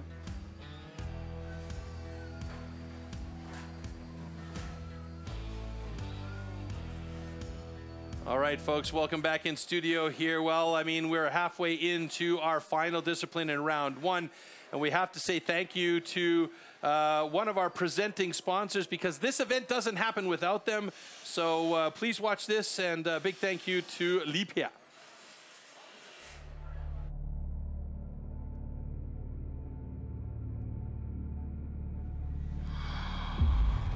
Stand to your timber.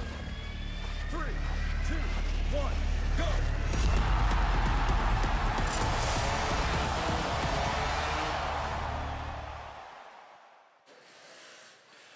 All right, so big thanks to Liebherr for being our presenting sponsor here at the STIHL Timbersports. Without them and their partnership, these events don't happen, and of course we always appreciate the support that makes us be able to do these events all over the world. Okay, so our stage is almost set for heat number 6 or 5 and 6 coming up, and that is going to be Mikołaj Dubiccy up against Armin Kugler. Again, two guys that have been battling against each other in previous events, and it's going to be an interesting heat between these two as well, because they both have interesting styles on standing block chop. All right, so it sounds like that our athletes are coming up onto stage here, so we will get headed over to the stage for standing block chop heat number 5 with Mikołaj Dubiccy and Armin Kugler. We got two machines here. We do.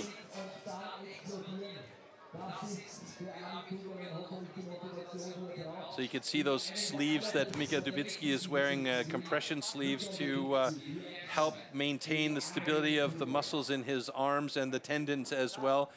I talked to him about it briefly at the Polish Championships when he actually stopped at the competition at the European Trophy and said he can't go anymore because his arms just weren't working.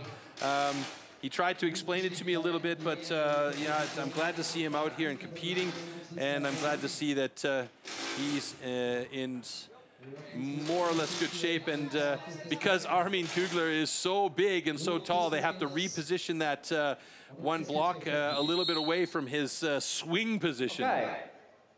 Athletes ready. Stand to your timber. 3, 2, 1, go! So as I mentioned, two different styles here. Dubiccy going for a lot of pace, and Armin Kugler aiming for power and precision. Dubiccy over to the other side of his block, I believe, first.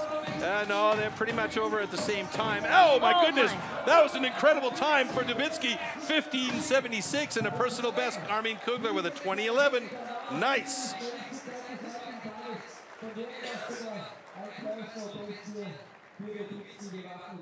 Didn't you say he was slightly injured? Did I say that? I might have been lying. Or maybe he's playing possum, I don't know. But that was a fantastic run from Mikołaj Dubiccy. That was amazing.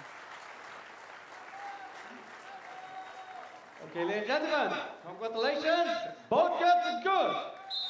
All right, so there you go. These two guys with, by virtue, personal best for Armin Kugler. Interesting. I don't know about that. They were corrected. They did some correcting on the time, so it is a personal best for Armin Kugler and a little bit of a correction for Dubiccy with a 17:25. And strange. It was quite interesting. Doesn't matter. Mikołaj Dubiccy with the fastest time of the day so far. Armin Kugler second fastest, and that means they push Miki Perrin down into third position as those two gentlemen that were just on stage occupy positions 1 and 2. And you saw the power by Mikołaj Dubiccy. He just did those two bottom hits and then just drivers the rest of the way. Yeah, he stayed on top and he was just going for it. Another big angry man not liking his block at all. All right, next heat coming up, the second to last heat in round 1, and that's Ferry Swan going up against Christoph Geisler. You see Christoph Geisler holding the national record for Switzerland of 17:44, and a personal best for Ferry Swan is slightly faster at 16:47. Ferry Swan very often takes either the underhand chop or the standing block chop in the team competition, so you know he's good here. Okay.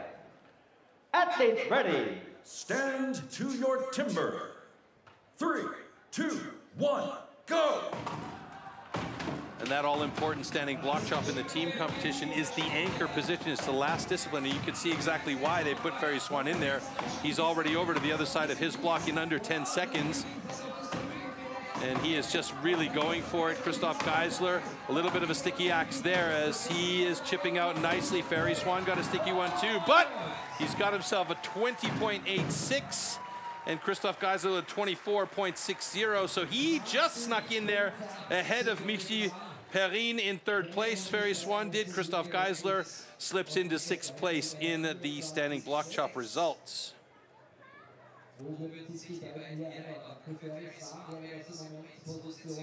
Okay, ladies and gentlemen, congratulations. Both cuts are good.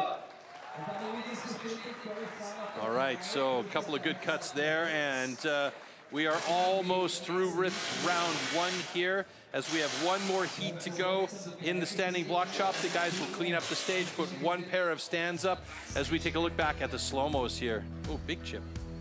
So very good angle there for Christoph Geisler. He is an amazing axeman. Ferry just so quick, so strong. You can actually say about Ferry Swan, he is probably one of the most fit athletes on the tour. That's right. You can see the pieces of wood flying into our video shot there from Ferry Swan's block as Christoph Geisler is working hard on his second side. Bit of a stick there, but that last hit was enough to knock it off.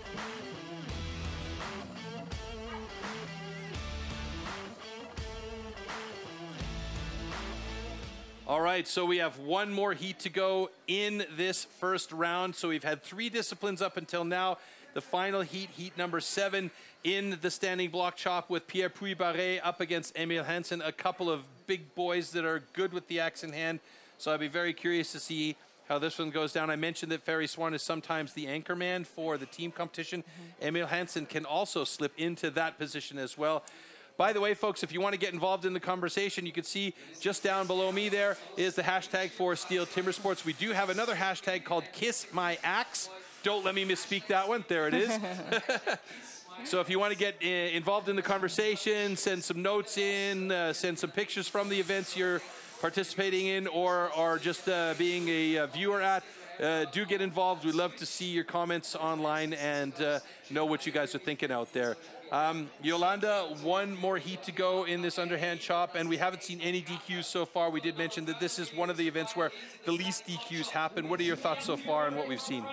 Well, it's been such a close-knit race now, so we'll just see what these two guys do, and then we'll see where we have those overall standings. Yeah, it's going to be interesting how this changes the overall standings because there have been quite a few, I wouldn't say upsets, but there have been quite a few unexpected results here. Pierre Puy-Barré getting ready to go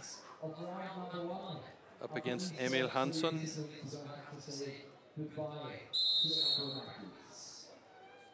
Okay.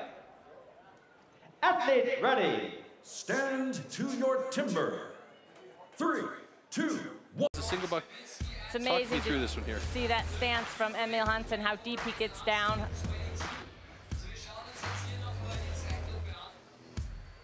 And Puy-Barré just, he's one strong man and uses his power completely to knock that block off.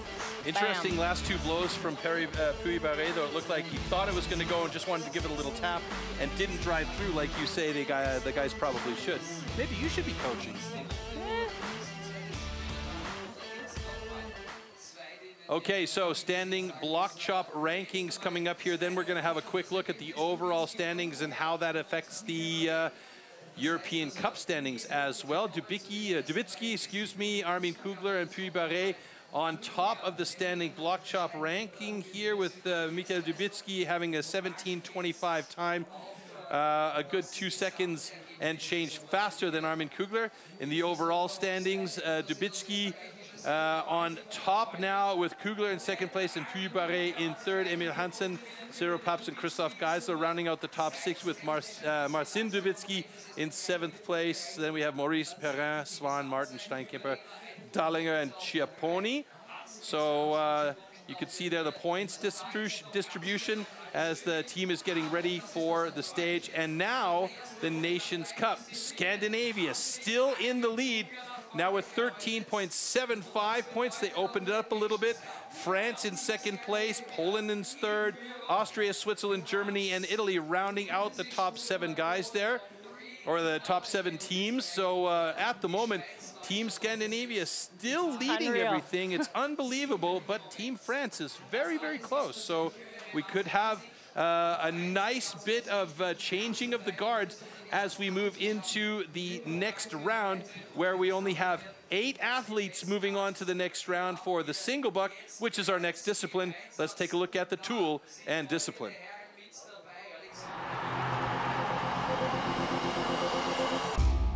The 2-meter-long cross-cut saw used for the single buck discipline is made especially for competition. A series of consistently patterned 10-centimeter-long teeth are cut with a laser on one side of the saw and then hand sharpened. Saw teeth are divided into 2 types, cutters and rakers, just like on the old school saws.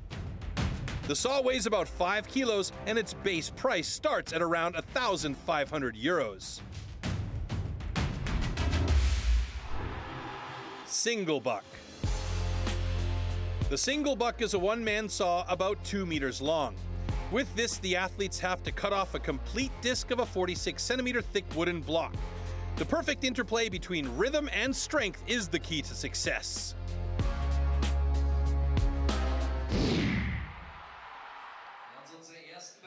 So we've reduced our list of athletes down to now 8 athletes and 4 heats.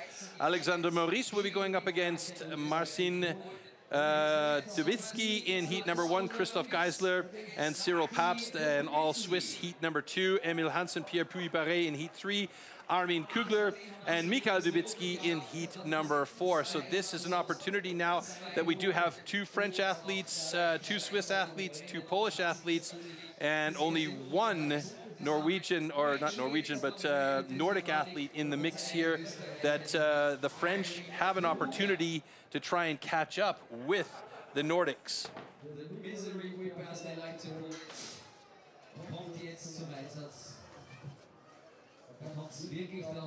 And this is also an opportunity for the Polish athletes to take on a little bit more here, because these are strong disciplines coming up for them, the single buck and the springboard. Athlete ready. Stand to your timber. 3, 2, 1, go! Oh, that was a very fast start by Mikael Dubiccy, or Marcin Dubiccy. Is it Marcin or Mikael? It's Marcin Dubiccy. Oh, a big bow there. That's why they call it the misery whip, but he got through in 14.82. And Alexander Maurice with a 16.10 personal best. Very nice run for him.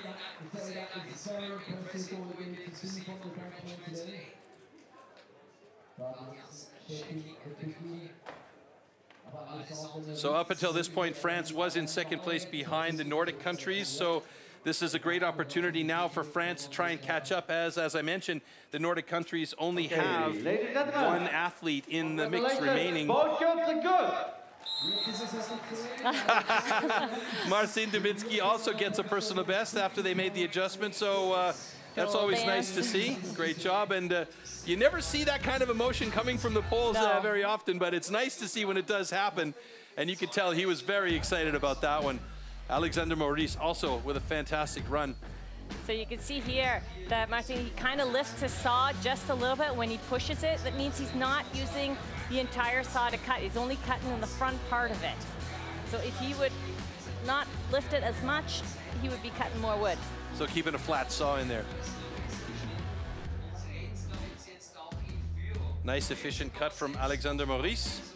So Marcin Dubiccy with a 14.60. And Alexander Maurice with a 15.86 final times there. Those 2 guys are locked in at the top 2 spots for the moment. But a couple of gentlemen from Switzerland, both of whom are very solid on the single buck, in particular Christoph Geisler, holding the national record for this discipline. That's right, this is his specialty. Now, we've seen plenty of battles in World Championships before where it's been Christoph Geisler and the guys from Australia and New Zealand and Canada all in and around the same position. Cyril Pabst getting ready here.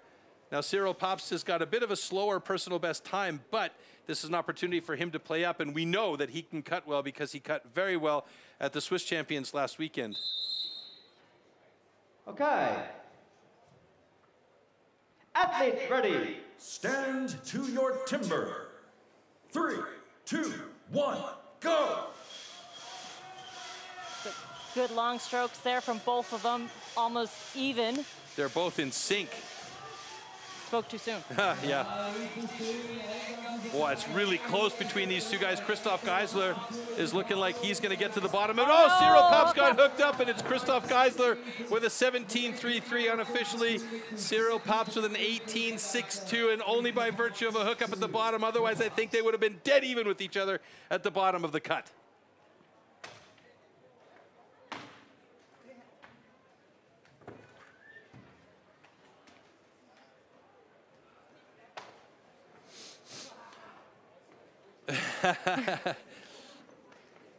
Cyril joking around with Christoph. Okay, ladies and gentlemen, congratulations. Both cuts are good. All right, so adjusted times, Christoph Gaze with a 17:10, Cyril Pops with an 18:39. Third and fourth places respectively in this discipline, and that moves them up into second and third for the moment in the overall standings, but the time of Marcin Dubiccy is still the time to beat in single. So definitely not the times that they had wanted, but it always depends on the day. And with that big hookup. Oh, massive hookup. Always at the bottom of the cookie to get a hookup and get that saw moving again enough without breaking off that cookie is crucial. It's almost like they called each other before they came out to do the cut. Let's do it in sync with each other. And then unfortunate, Cyril Pops lost a little bit on the bottom. Okay, Emil Hansen and Pierre Puy-Barré coming out. And this is one of those things where Pierre Puy-Barré is really, really strong. But Emil Hansen has been showing a lot of improvement in this discipline over the last few years. And I think pretty much every time I've seen him come out to cut the single saw, he has had a personal best or some sort of improvement here. So looking to see how well he cuts this time around. Yeah. Never underestimate the little guys. Nope. Although I don't know if I would call Emil Hansen the little guy necessarily. Well, he's coming in at $1.85 m, so he's kind of my height. Okay, I'm shrinking in my old age, and I'm pushing more out the front, so, okay. Yeah. Athletes ready. Stand to your timber. 3, 2, 1, go! And again, syncing up with each other as they get going. Emil Hansen with that super wide stance that we saw him have in the standing block chop, and he is looking very good. Oh, this is going to be a good time for Hansen. 13:23, there's a personal best, I believe.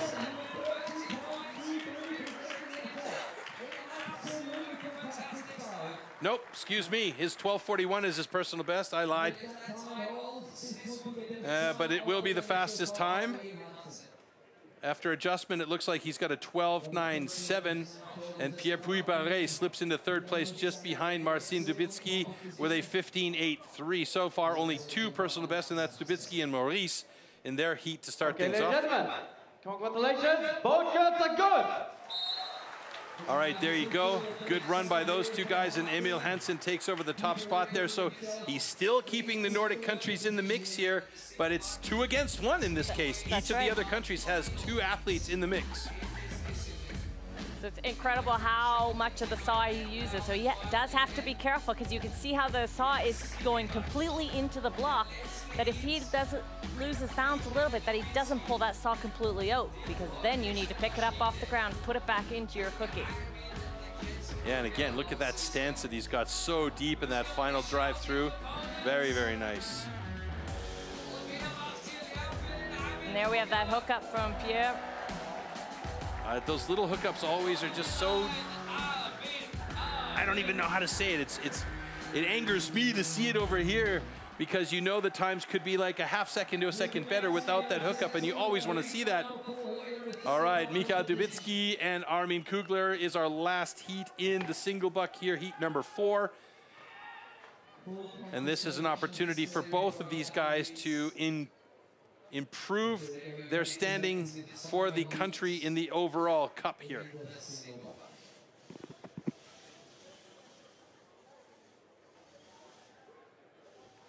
See how shiny the saws are. They've got them all greased up. What are they actually using on there? It's a type of oil, or what is it that they put on the saws to keep them from binding on the blocks? It's a secret. Oh, is it really now? So it's like 10W40 motor oil. Everybody uses a little bit, something Okay. different.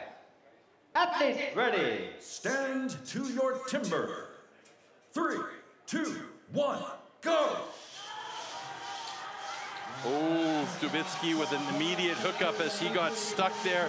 Armin Kugler got it going, and he is using the entire length of the saw. Now Dubiccy using the entire length of the saw and speed. He's got his own motor, but he hooked up again again, but he's got it through faster. Unbelievable. I can't get over this guy.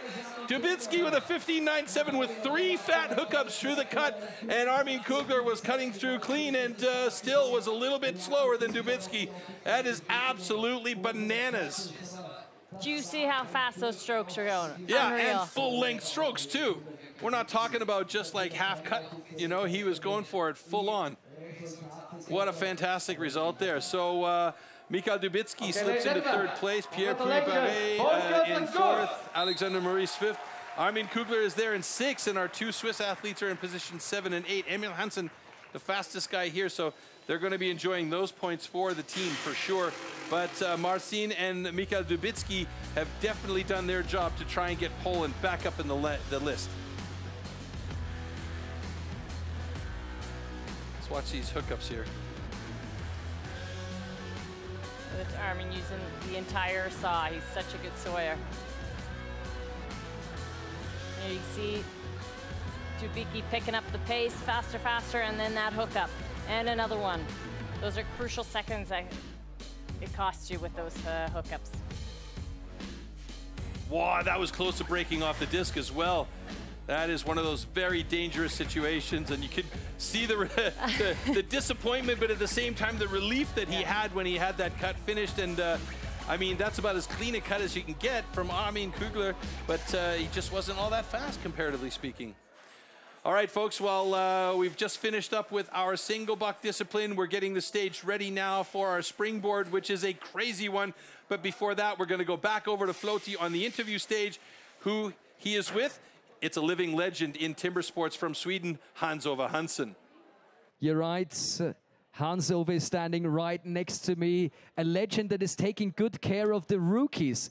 How does it feel to see the Swedish, the Scandinavian rookies compete on international level? Thank you for the nice words. Yeah, I get goosebumps when you think about all the rookies that are coming, and they're really good. The level is so high everywhere, and I'm really proud of the European and of course the Scandinavian rookies, and also the ladies in Scandinavia is really good. We can hear him shouting in the background, having a good time. And you've been with STIHL Timbersports for many, many years. You've watched the development. What do you think has made the difference over the last few years that, especially in Europe, the growth and the level of competition has risen so fast? Yeah, but I think the athletes they know that they need to do the work. They need to practice a lot, do the training. You cannot just go in a competition and compete. You need to be well prepared, and that's the secret. And if people are starting doing that, the level goes up automatically. And I think like competitions like today, when you have the rookies working together with the pros, that also is something that helps the evolution of STIHL Timbersports. Thinking back when you started off, I don't think there was a lot of older athletes saying, yeah, come on, Hans-Ove, I'll show you around, I'll give you some tips and advice. No, that's right. We have the Rookie Academy. When that started, the level went right up. So that's one reason why so many rookies are good. And they take also the next step to the pro level. And that's very interesting, because when I started, I usually say I was too old from the beginning, but it was also, I was doing one block. I could shop one under block. And Australian, New Zealand guys, they could do 2 blocks. But now, all the Europeans and the Scandinavians, they are catching up, closing up, and they can, we're going to see a world champion someday, I promise. That's great to hear from you, Hans-Ove. Always a pleasure talking to you, and thank you so much for giving this positive spirit to STIHL Timbersports, and stick around as long as possible. We really appreciate it. Yeah, I will be in the sport, make sure. Thank you so much. What a legend. Troy, back to you guys. I hope you enjoyed that just as much as me. Absolutely. And not only is he a legend, one of the most polite individuals I have ever met in my life. So let's take a look at the single buck results here and how that affects our overall standings. Emil Hansen with a fantastic 12.97 time and 16 points in his pocket. The Dubiccy boys, Dubiccy boys both with good times of 14.60 and 15.55 for 14 and 12 points respectively. Then the two Frenchmen, Pierre-Puy Barré and Alexander Maurice in 4 and 5. Armin Kugler, the only Austrian still in the mix here in position 6. Christoph Geisler and Cyril Paps in position 7 and 8. Let's take a look at the overall standings now. Emil Hansen moving up to the top of the leaderboard with 38 points. 1 point back of him is Mika Dubiccy. Then we have Pierre-Puy Barré with 34 points and Armin Kugler with 31 points. So among the top 4 guys, only 8 points separate them, and that's still achievable in the springboard, which is our next discipline coming up. And a quick look at the way the Nations Cup ranking is shaping up. Scandinavia still opening up the lead to 16.75 points. France 4 points back, good 4 points back, needing to get up there. And Poland's back in 11 points with 3rd place at the moment. So those top 3 teams are going to be really battling hard as we head into the springboard. Now, we do have the World Championship coming up in November. We're going to have the Team World Championship as well as the individual World Championships in Stuttgart, Germany. There are still tickets available, and to wet your whistle a little bit on this one, let's take a look at what this World Championship could look like with a quick teaser and a vibe for that event.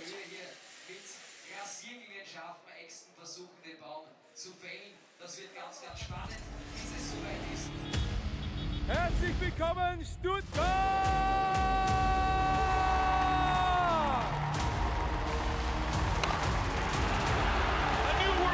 From Sterling Hart. To celebrate the 90th anniversary, STIHL has brought the STIHL Timbersports World Championship back to Stuttgart.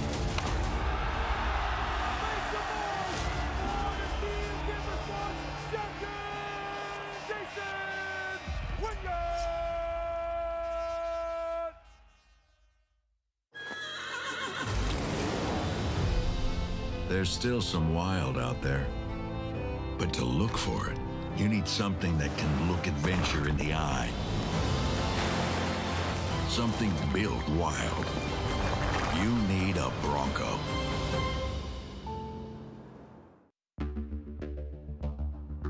This is IMO Evo. Cuts perfectly and looks after your lawn for you.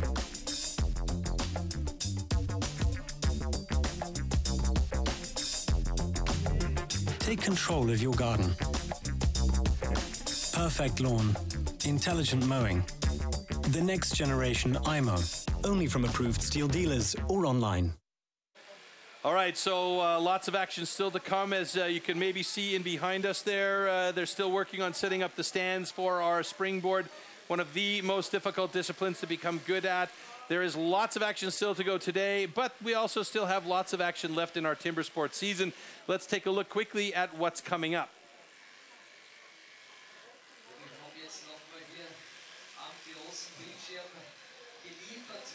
Or maybe not. Oh, here we go.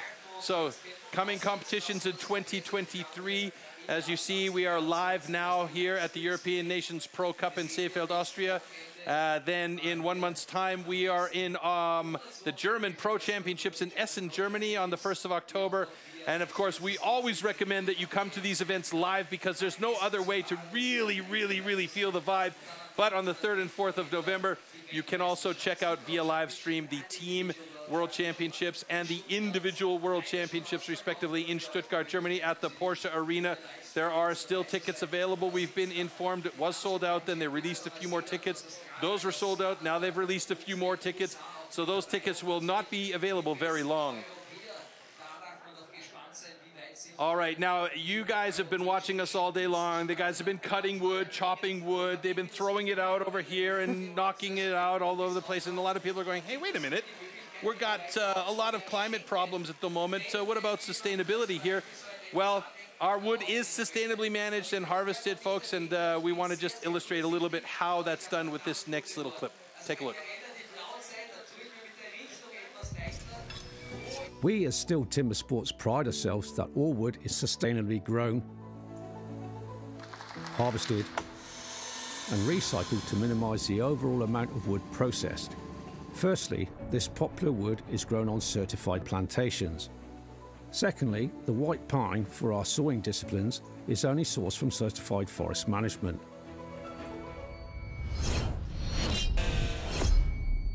After all our steel competitions, all the spent wood is collected and recycled right down to the wood chips and sawdust, which, for example, is converted into renewable energy in the form of wood pellets for biomass.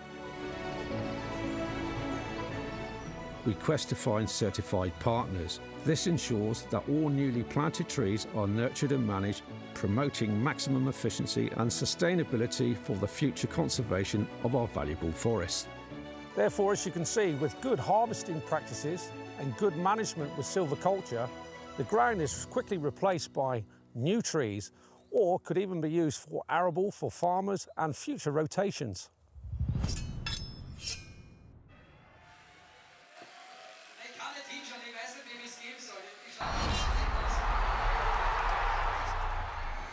STIHL Timbersports is an international extreme sports competition series featuring 6 disciplines: 3 chopping and 3 sawing.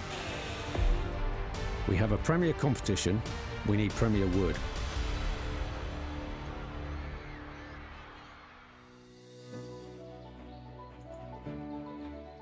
The biggest challenges that I face as part of my role is to ensure that our competitions are supplied with the highest quality wood.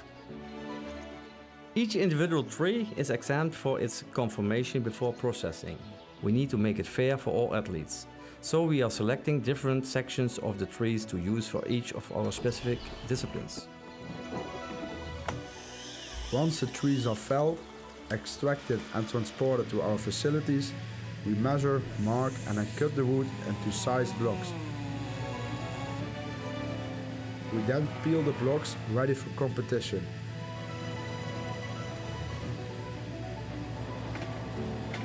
After careful selection, the blocks then leave our yard and are distributed internationally to our STIHL Timbersports competitions.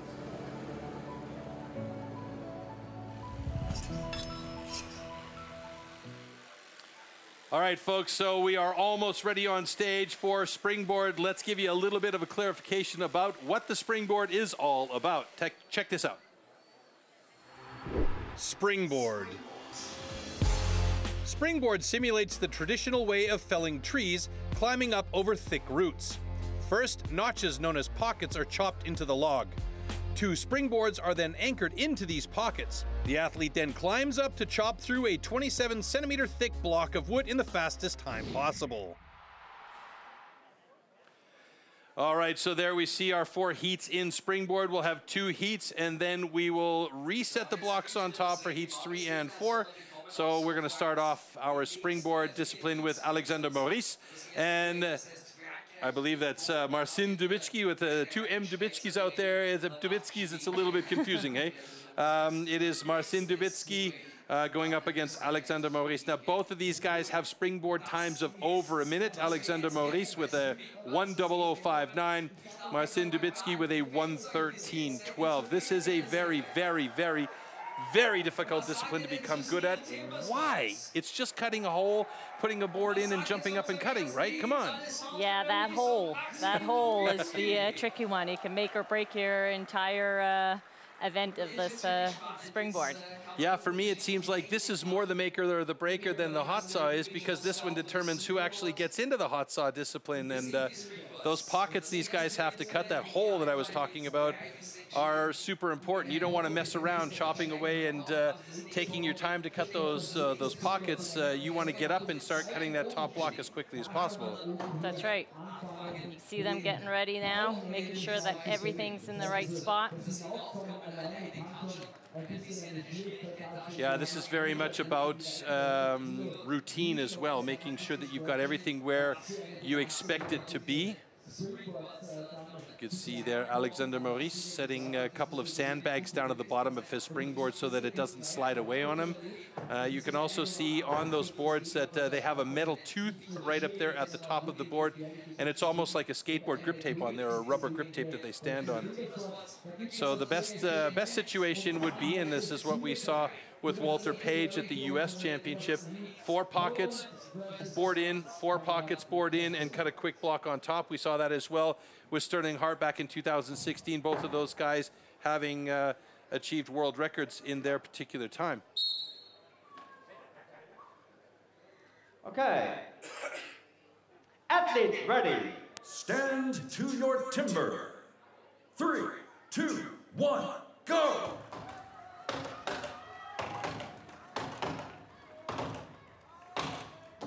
So that's a 6-hit pocket for Alexander Maurice, and he's got himself a nice first board. Quick up. Marcin Dubiccy now on his first board. The first board is inconsequential at this point, really, though, Yolanda. It's about getting that second board in good position, and that's a really nice quick pocket for Alexander Maurice as he crawls up onto the top of that one, and that's as parallel as it gets. Hopefully it stays that way for him. Marcin Dubiccy is a heavier man, so for him, it's about making sure that second board is really stable, because 2 meters up with a razor-sharp axe in your hand, you don't want to fall down from there. That's right. Dubiccy setting his second board now and climbing up onto the top there. He wants to make sure that that tooth really sets well. Now we're starting to see a little bit of sag on Alexander Maurice's board, but he is switching to the other side. Could it be that he is going to have a best time here? He's getting close to cutting through as he's rounding up on the 1 minute mark, and he is almost there. Oh! 59.92 with a little extra hit. It might be that he was, with adjustment, gone over the minute mark. His personal best is 1 minute and 00, so 1:00:59. Dubiccy switching to the other side of his block now.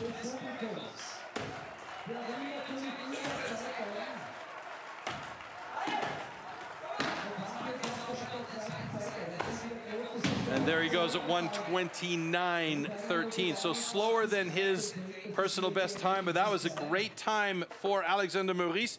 We have to wait and see how the adjustment from the competition control center comes. It almost came through that first board as he jumped down. So hopefully we can get a look back at that here as we wait for the call from our head judge, Bart Janssen. Okay, ladies and gentlemen. Congratulations. Both shots are good. All right, so they did make an adjustment on Alexander Maurice's time, and it will not be a personal best for him, but he'll still take the points at this point with a 1:02.95, but he was very close. It was just that last cut. It was that last hit that it was holding on just with one little fiber. You can see here he had a 6-hit pocket on that bottom pocket, and he was quick to place the board, no fuss, no muss, and it was a solid board as well. He barely moved it. And you can see he didn't test the board first, so an experienced springboard chopper, he will literally just get on that board no matter what. And we could see that he was on that top board, and this is also a little bit of confidence on that top board. If he knows he's got a good board, the confidence is going to be higher up, but there was a little bit of sag as he got to the second side, and we can see here on the far side of our screen as he is starting to get through that second side, and like you said, it just hung on by a little fiber, and it was that last little driver that put him over the mark. And this is another situation also where you really have to be careful that you're cutting through and not wrenching like you mentioned earlier on with the standing block chop. Okay, next heat is ready to go with Christoph Geisler and Cyril Paps, the two Swiss men going against each other. Christoph Geisler's personal best is under a minute at 53.06, so he'll be aiming for that, but we haven't seen a lot of guys achieve that under a minute time this year on the European side because it's just not a discipline that's trained very often, is it? Okay. It's trained, but it's just, it's stand to your timber. What the day's like, 3, how you're feeling. 2, 1, go!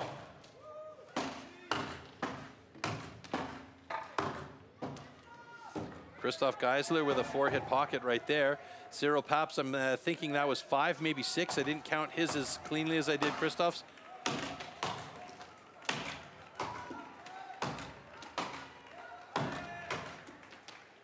Five-hit pocket there for the second pocket. A little housekeeping for Christoph Geisler as he sets that second board. applies a little bit of pressure to try and lean in and get that tooth to take purchase. Cyril Papst up on top of his. Cyril Papst has got a much deeper angle on his board so he can step back, and he has actually got his foot way out back so he can push off that back foot. Christoph Geisler, meanwhile, has a little bit of sag, not much. He's almost parallel. So it's looking pretty good for Christoph as well as for Cyril. Could we have a time under a minute for either of these guys here as we round up to the minute mark here? 55, 56, 57. Not going to happen today, but they are getting close to moving to their second sides here. That's a wiggly block for Christoph Geisler, and it should take 1 or 2 drivers for him to get through there. So the block is actually split by Christoph, and that's what you see is the wiggly part.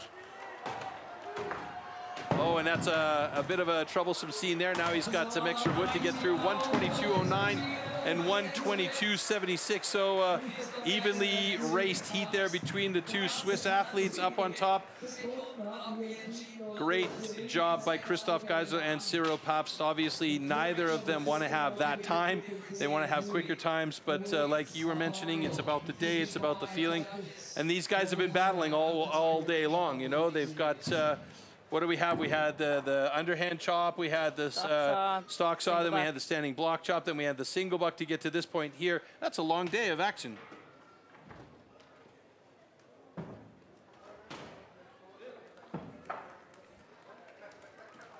Okay, ladies and gentlemen, congratulations. Little wave there from Christoph. Little wave there. Gotta love that.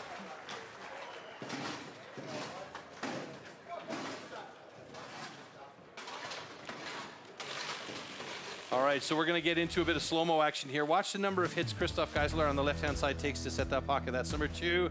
That's number 3. Ah, come on, guys. Number 4. And he gets that axe out of the way and sets that board quickly. Now, again, that first board, it's a bit inconsequential, but he got a quick board in there, so that's important.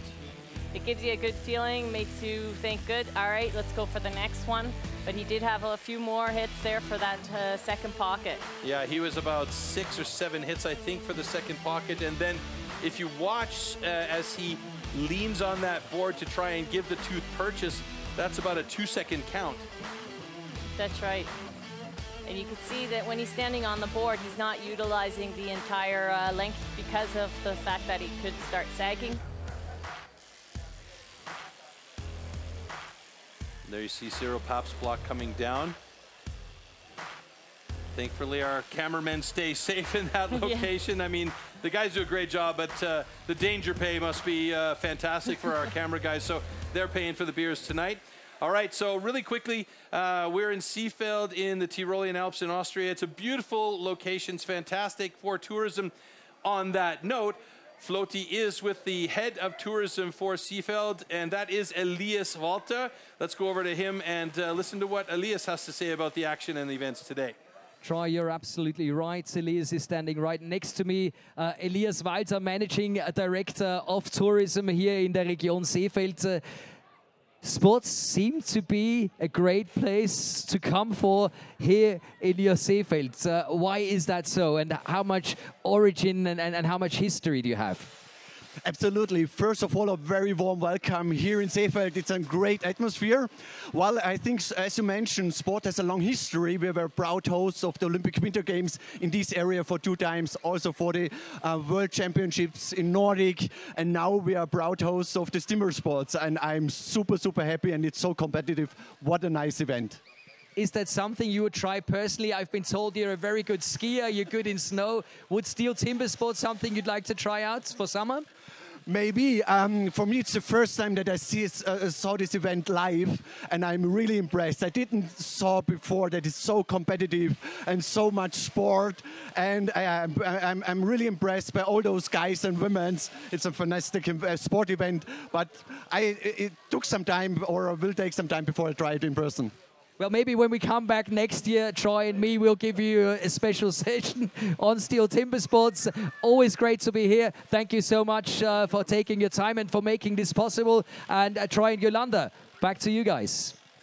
Thanks again, Flotti. And yeah, I think, Elias, we can start off with the single buck like I did, and you can wreck your shoulders that way. Okay, look, we've got 2 springboards already done, 2 more still to come. There was a world record back in 2016 set by Sterling Hart. That world record, which we thought would never be broken, was recently broken at the US Pro Championships by Walter Page. Let's take a quick look at how that went down and how the perfect storm happened for him. 3, 2, 1, go! Page on the right, going for that 4-hit bottom pocket, it's done. That is step 1, up on the top board. Going for, look at Bo Quinn right with him. Bo Quinn hanging right with him, another 4-hit top pocket. Walt Page chasing at 15, are you kidding me, seconds? Walt Page going after his best time of 47.21 at 23 seconds. He's chasing a world record. Walt Page on pace for a world record right now. Walt Page going for the world record. He's right there at 32 seconds. Can Page get it? He's done it. He's done it, a world record time. He's done it.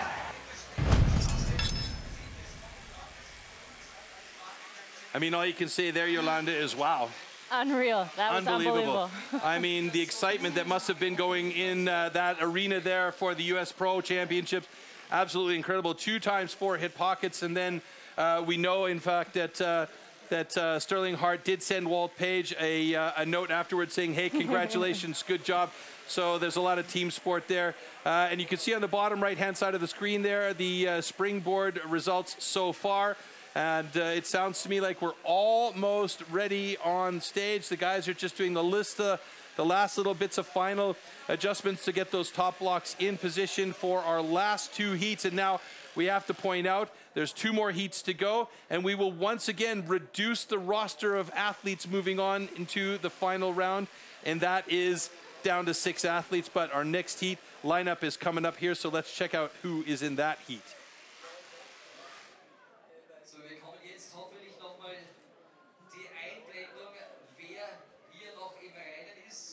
Or maybe we'll just talk about it here a little bit more. So in heat number 3, we should have Emil Hansson and Pierre Puy-Barré. Here we go. And Armin Kugler going up against Mikołaj Dubiccy. So Emil Hansson and Pierre Puy-Barré, both guys with under a minute, but by just a hair. And as we've seen today, that under a minute isn't really necessarily running for these guys, but it's, as you said, it's about how they're feeling and what kind of condition they're in at the moment. Now, Emil Hansson is a bigger guy, but he's not as big as Pierre Puy-Barré, and that's an amazing thing to think about when you're looking at those springboards holding up like a guy that's 120 kilos, 2 meters above the ground. You got to be wondering what's going through their heads, because, I mean, the rookies and the intermediates are doing training now with 1 springboard. What's that like? So it's just, you got to get that pocket right to hold your weight that you're bringing to the game. The 1 springboard is a great way to start for the rookies. They're getting that feeling. They're training those 4-hit pockets, and then for when they move up to the pros, then they'll be ready to do that second one. Now, there's even events that are just show events, but they actually do 3 springboards. I can't even wrap my head around that. 3 springboards and then cutting a block at the top. That is incredible. It sure is. All right, there you see Pierre Puy-Barré concentrating heavily on that first pocket location that he's going to be working. Emil Hansson is set as well. At the Nordic event, we had to help out Emil Hansson because he had his block on the top upside down, so they had to reset that. Here we go. Stand to your timber. 3, 2, 1, go!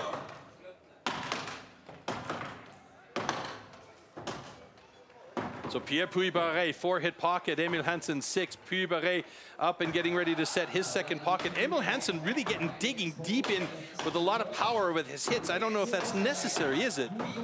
It depends on the tree that you have, how hard you got to hit to get that pocket done. Pierre Puy-Barré slightly in the lead as he gets up onto his second board. Emil Hansson struggling to get his axe out of the block, but he seems pretty confident on that board. 2 meters up in the air. He's got his foot almost all the way at the back of the board, and he's pushing hard to get through there, getting support from the audience here. Pierre Puy-Barré putting power into his drivers, but he's a little bit farther forward on the board. Neither of these boards have hardly any sag on them at all, so they should both be in good condition to keep working at it. Pierre Puy-Barré, he's using that upper body power. Emil Hansson using his whole body to try and cut through there. Emil on the backside of his block now. should be able to get it in under a minute. No, I don't think so. It's not going to happen, but one more driver, two more should do it here. Oh, he's got a sticky one now. It's a sticky wicket at the top for Emil Hansen, a 107.15. Puy trying to get that block from the second side, cut through, passing 112, 113. It's going to be like 116 and change. They stopped the time a little bit too early for him. I believe we're going to have 116 for Pierre Puy-Barré. So that means at this point in the game, Alexander Maurice for France still has the fastest time. Pierre Puy-Barré with the third fastest time, and Emil Hansen gains more points again, and that's going to help the Nordic team stay ahead. That's unbelievable. That is just an incredibly insane amount of skill that is required for this discipline. But for me, it was quite a surprising to watch Emil Hansen cut those pockets, because he again had that massively wide stance, very deep, and it almost looked like he was trying to cut through the block instead of cutting a pocket.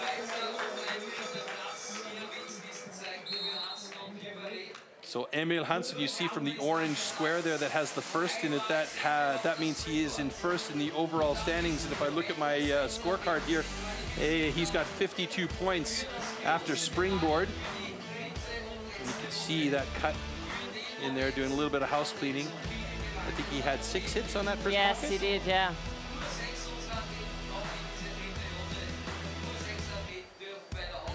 So a little bit of stick there, trying to get that axe out of the top block there.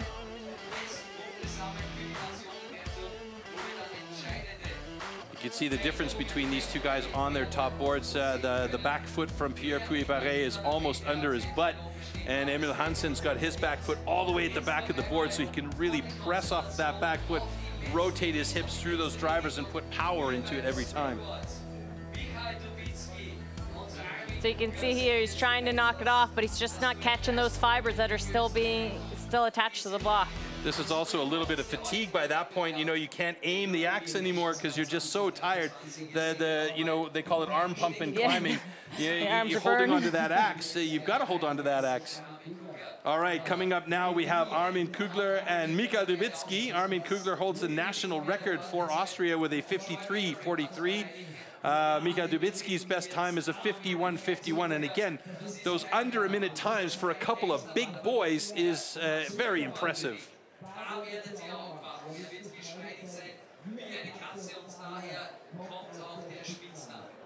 Eine Frage jetzt noch einmal. Where are the fans von Mikael Dubiccy? So you can hear the crowd going wild for these guys. Should point out that that record for Armin Kugler, the national record for springboard, he actually got that yesterday. Stand to your timber. 3, 2, 1, go!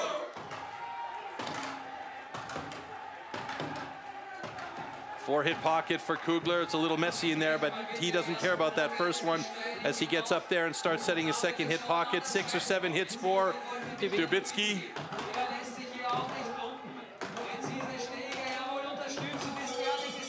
5-hit pocket on the second one for Armin Kugler. Dubiccy still working on that second pocket as Armin the Cat climbs up onto that top board and starts working the top block. Mikael Dubiccy on top now. He's got a good board, and now Dubiccy can put that power in there. You can see his back foot is nearly out at the back end of his board. He's got good angle. Armin Kugler getting in deep. Dubiccy chasing him down now. Are we going to have under a minute for either one of these guys? It could be for Armin if he's clean on the backside. 53, 54, 55. It's getting close for both of them. Oh! Kugler's done it. Or, excuse me, Dubicky's done it. And so has Kugler. Kugler actually did it at 1:00:01, so I'm pretty sure that that is going to be reduced down after the adjustment, and a great job by Mikael Dubiccy to really motor through, and both of these guys, I'm pretty sure, are we going to have clean under a minute times. 56.84 at the moment for Mikael Dubiccy, and Armin Kugler with a 59.58. Really close heat between those two guys, and the only two guys so far in the competition under a minute. That pushes Emil Hansen's time down and into a 4th place, so that is a good thing for the Poles, but is it going to be enough to take over the ranking in the European Cup standings? Mikael Dubiccy has just taken over the top position in the overall standings for the pros. So let's take a look back here at the slow-mos.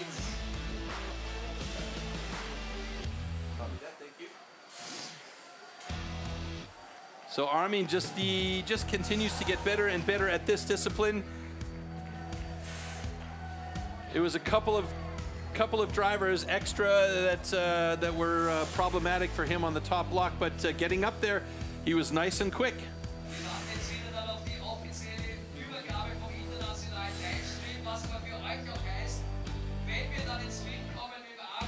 And there's that last driver from him.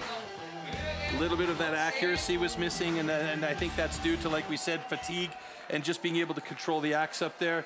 All right, folks, it sounds like Armin Kugler is over with floaty, and let's hear from our Austrian champion and how he felt on that springboard. For you, Troy, because I'm standing right next to the man. Yesterday, I thought, oh, this might be a bit too much for the next day, but it doesn't look like he's tired. Ich habe mir immer gestern gedacht, bei dem Einsatz und bei den Kraftreserven, die du bei den österreichischen Meisterschaften verbraucht hast, wirst du heute vielleicht ein bisschen was spüren, aber man hat nicht den Eindruck. Du gibst Vollgas. Ja, perfekt, richtig aufgewärmt. Kann so weitergehen. So he says it's been a warm-up for him. Man hat auch das Gefühl, die Fans, die sind auch aufgewärmt. Die haben hier richtig Spaß, dir zuzuschauen. Wie geil ist denn die Aussicht da oben? Ja, das ist super. Wir sind ja von Haus aus schon auf 1200 Meter und da kommen halt nochmal 3 dazu. Perfekt. Du hast mir irgendwann einmal gesagt, du hast ein bisschen eine Höhenangst gehabt. Gibt es das noch oder ist das, seit du STIHL Timbersports betreibst, einfach weg? Ja, das gewöhnt man sich irgendwann ab und man ist halt dann schneller, man will ja wieder zurück auf den Boden. Das Geheimnis von Armin Kugler. Nochmal einen Riesenapplaus. So that's another secret that Armin has given away. He used to have, he used to be scared of heights, and that's why he's so fast, because then he comes back down faster. Troy, that might be a good idea for you guys as well. Yeah, I don't know if you'll get me any time on a springboard in the near future. At least not at my girth. Let's take a look now at the springboard results here. Mikołaj Dubiccy with a fantastic time under a minute of 56.84. Armin the Cat Kugler of 59.58. Doesn't look like he has too many problems with the height anymore, but I can understand him wanting to get back down off that thing as quick as possible, and he's done quite well at that today. Would you say, Yolanda? He has, definitely. Alexander Maurice with a time just over 1 minute. Not his best, but pretty close. And now let's see how that affects the overall standings. There you go. Dubiccy pushes Emil Hansen down into second place.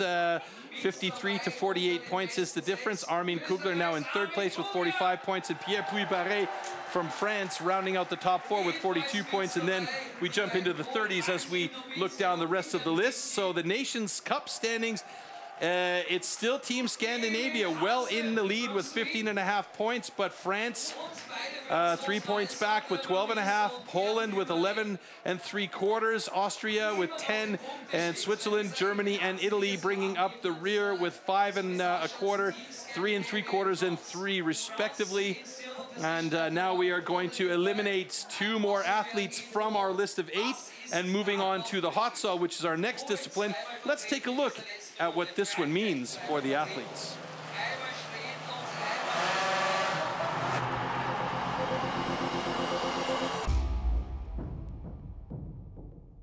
These custom, handmade, race-tuned machines are built for maximum power and precision and to cut the wood as fast as possible in a competition.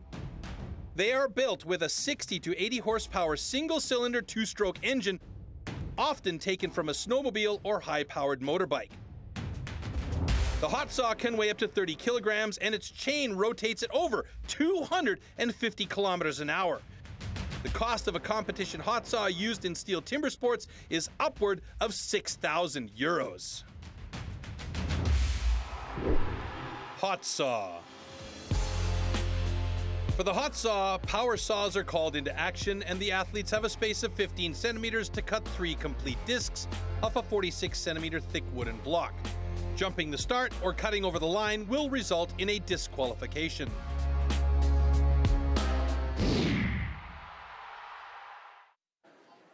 All right, the hot saw, the maker or breaker discipline. It's interesting, though, because you actually have to be licensed in order to operate these saws. You have to be over 18 years old, so that's why any of the rookies that have shown prowess in the rookies and want to get into the pro ranks early have to be 18 to be able to run these saws. And here's why. We're going to check out the warm-ups in the background here in the backstage area at just how angry these machines really are.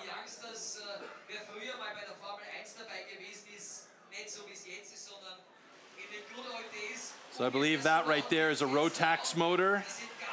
The distinct sound between the Rotax and the Wankel. The Rotax are a bit whinier, you know, the Meme motors, and the Wankel motors are the ones that where you can really hear that deep throaty growl. I like the Wankel motors, quite honestly. Me too. That sound is for me absolutely the best thing, and if you're a gas head at all, you'll understand what I'm talking about.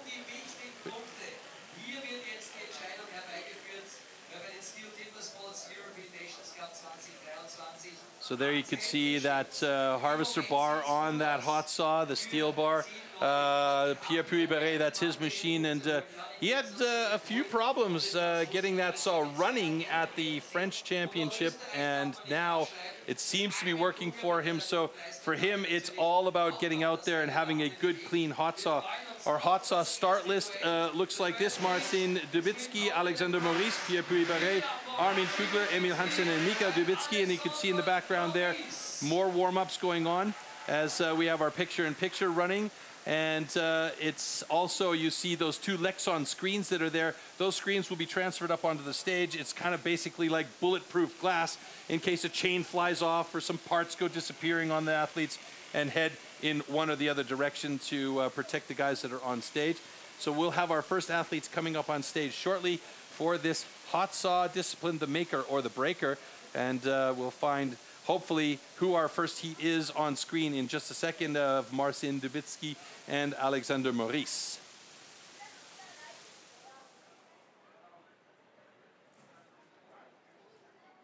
All right, so we're just seeing that hot saw warm-up area. Emil Hansen, one more saw to go, and you can see the different style of saw that he has. And that's got the big fat bar on it, and you know that Hans-Ove Hansen's definitely had a hand in the build of that saw there.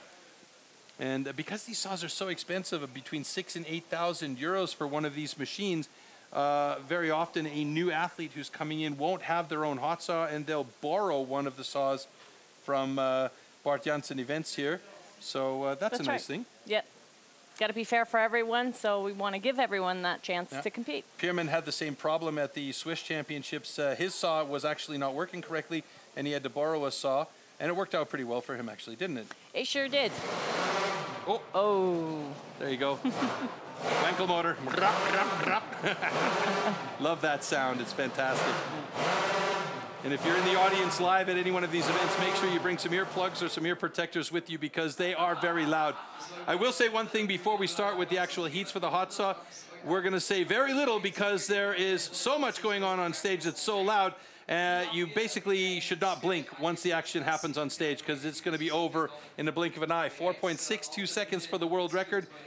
Season's best 4.75. Those are incredibly fast times, especially on these monster modified saws. All right, Marcin Dubiccy coming out with a national record of 6.94, going up against Alexander Maurice, who's got a personal best of 6.46. So two pretty evenly matched up guys based on the tail of the tape.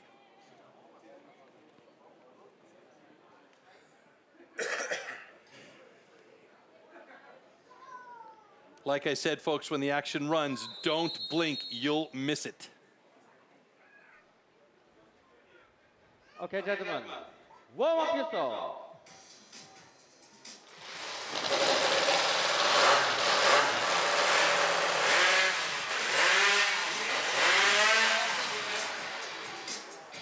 Let's not forget these saws weigh 35 kilos, correct? Thereabouts? That's right. It's not like picking up a bag and just walking away with it. No, this is true. So what you've got to deal with is a heavy piece of equipment that has a high-performance motor.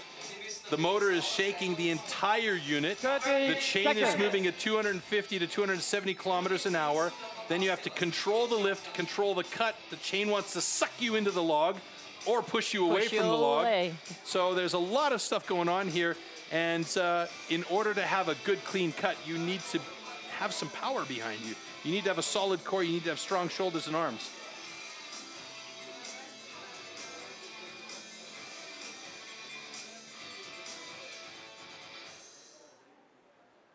Okay, athletes ready. Stand to Don't your blink, timber. folks. Here we go. First heat in hot saw. This is for all the marbles. 1, go. Oh! Marcin Dubiccy had a problem. He put the chain on before he pulled the trigger, and that stopped the chain cold. It's a 7 and change for Alexander Maurice, so a 7:15, and Marcin Dubiccy has to start it. That's going to be a terrible time for him. He's got to get 3 cookies on the deck, and he has done it, but the time is going to be slow. 22.14. Now, I think I saw what happened. He lifted the saw up and he put it in place before he pulled the trigger, and that stopped the chain completely. And that was one thin cookie he did there, the third one.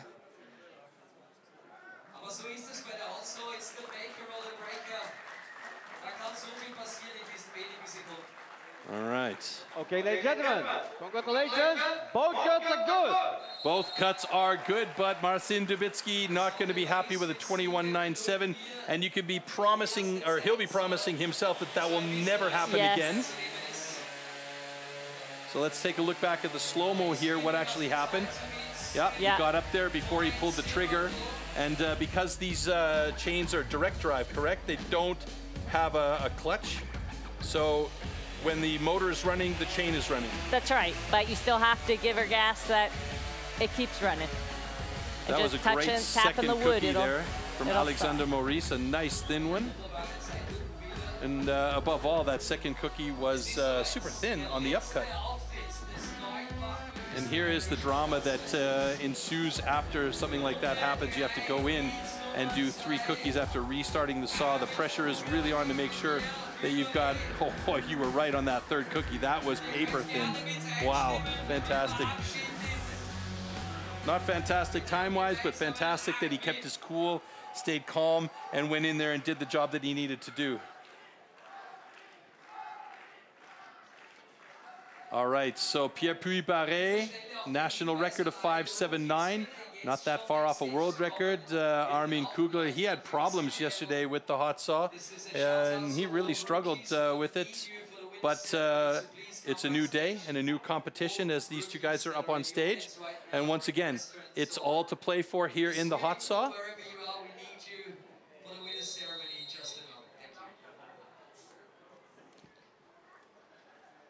Okay, gentlemen.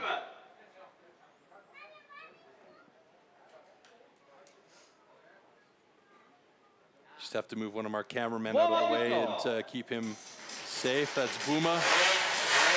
Bouma is one of those guys that likes to get right into the mix to take those pictures and get really nice shots for us, but sometimes that puts him at risk. So Dr. Jörg Kurzenberger went over to him and said, come on, Bouma, you got to just give yourself a little bit of safety space here. Other cameraman on stage is Max P. Max G, excuse me, yeah. We've got so many Maxes as cameramen, I can't keep up.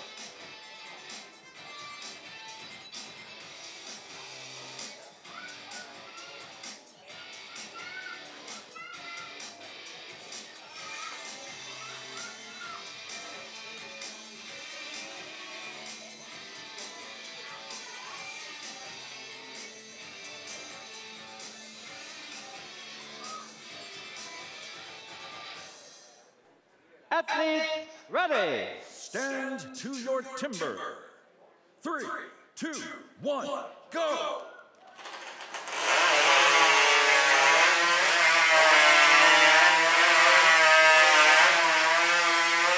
All right, a much better run today for Armin Kugler, 8.75. Pierre Puy-Barré with a 7.48. Oh, broken cookie. Is it complete, though? It looks like it is, so that should be fair. That was the situation we talked about earlier on. If the cookie falls and breaks but still is complete, it is a safe cut. A couple of big cookies there for Armin Kugler. Remember, they only have 15 centimeters to cut. That's minimal. Okay, ladies and gentlemen, both cuts are good.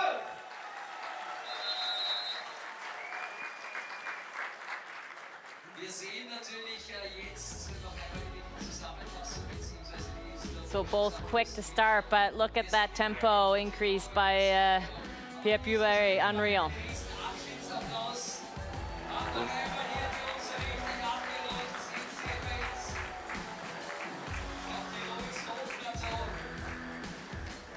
This was a much better cut today than it was yesterday. Armin really had some problems, and here we see Pierre Barret. Oh, that's a nice thin second cookie there by him. Very nice job. And he's usually really, really solid in this discipline as well. All right. Folks, this is it. This is for all the marbles. Emil Hansen could regain the lead in the overall standings here with a good cut, or Mikołaj Dubiccy could take the young man down. Tail of the tape has the advantage going to Emil Hansen, but pressure is a funny thing.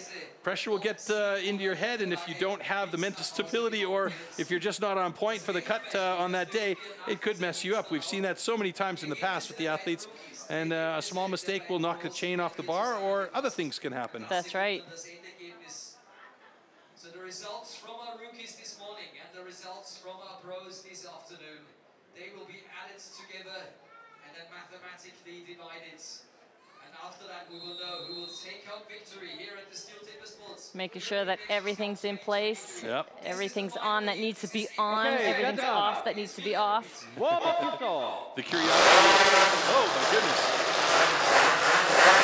Couple of wankles on stage. Mega loud. Unreal. Yeah, these are my favorites. The curiosity is peaked far enough so that the people in the swimming pool have decided to stop swimming or sunbathing, and they're actually leaning on the railing, looking over down at the stage from the side there. So Mikołaj Dubiccy in the white and red, Emil Hansen in the yellow and blue, representing their respective nations. Emil Hansen for Sweden, representing the Nordics here today, and of course Mikołaj Dubiccy representing Poland.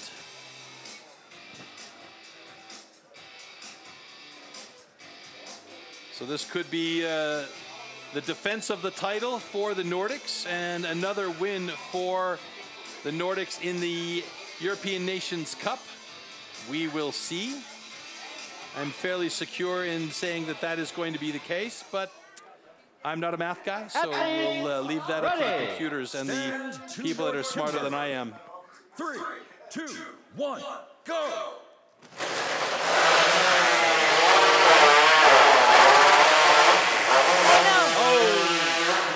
Oh no, he's got to do one more cookie. He's got to do one more. That was a cutout by Mikołaj Dubiccy. That's going to kill his time, a 7:70 and change here, 7:23, excuse me. Let's see, no, he's way off that, 21:97, the timer stopped it. Emil Hansen with a good time of 6:20. We got a little bit befuddled there as I believe we had a cutout. Yeah, you can see the one cookie that was cut out at the bottom. That means that that time was killed by Mikołaj Dubiccy because he had to go back and do the extra cut, which you noticed right away, Yolanda, was great. Okay. Another reason why you're here, to keep me honest. Both judges good. All right, so that's a great time from Emil Hansen. I'm pretty sure that has secured the Nordics the win in the European Nations Cup, but we'll take a look first at the playback here. So they both have a good first cookie. There you can see that cutout on the right far at the side. tip of the blade, or the bar. It's so good that he noticed that, he was thinking about it, and the other cookie covered it. So it was a real big surprise that he saw that. Yeah, I mean, I think maybe he just went for the safety cut. He might have felt it as well. Some of these guys are that in tune with their machines. Those are some fat cookies from Emil Hansen, but he had a nice, good cut there. It was a good start by Mikołaj Dubiccy. Yeah, right there. Good eye. Oh, and it was risky because that third cookie was quite fat, so he needed to be super accurate on that fourth cookie in order to make sure that he had that time there for Poland. Exactly, the handshake is exactly right. All right, so there we have our hot saw results. Emil Hansen with a fantastic 6:20 takes the full 18 points. That means our Nordic countries are going to be your European Nations Cup champions once again. Alexander Maurice and Pierre Barret for France. Fantastic second and third places here, and they have a solid second place on the podium as well for our Nations Cup, and we'll take a look at the final results overall for the individual here. Emil Hansen takes over the top spot from Mikołaj Dubiccy, who had a little bit of an ugly cut there in the hot saw. It could have been the other way around had he had a good clean cut, but unfortunately it didn't work out for him. And hopefully we'll take a quick look at the Nations Cup ranking. And there we go. Team Scandinavia will take the top of the podium, second year in a row. Team France, fantastic effort today. They'll be second on that podium, and Team Poland will have the bronze medal position for our Nations Cup. Great job.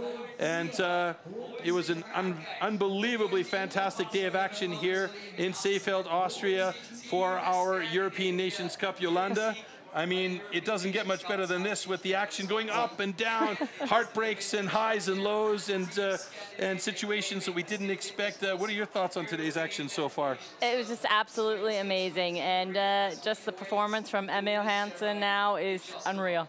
Yeah, it was crazy to start the day off for the German side, a DQ and a 5-point reduction. I mean, it was a hard start for them, and that might have been a mental battle for them from the get-go. We know that their skill level is absolutely on point with everybody else here, but that was just a bit of a hard start for them, generally speaking. But I mean, the Nordic nations came out and they were dominant today in the rookies as well as in the pro level. So, I mean, it's just been fantastic defense of the title for the Nordic nations. And we are going to go back up onto the stage, bring up all of our athletes, both the rookies and the pros, and get going with our award ceremony for this European Nations Cup 2023.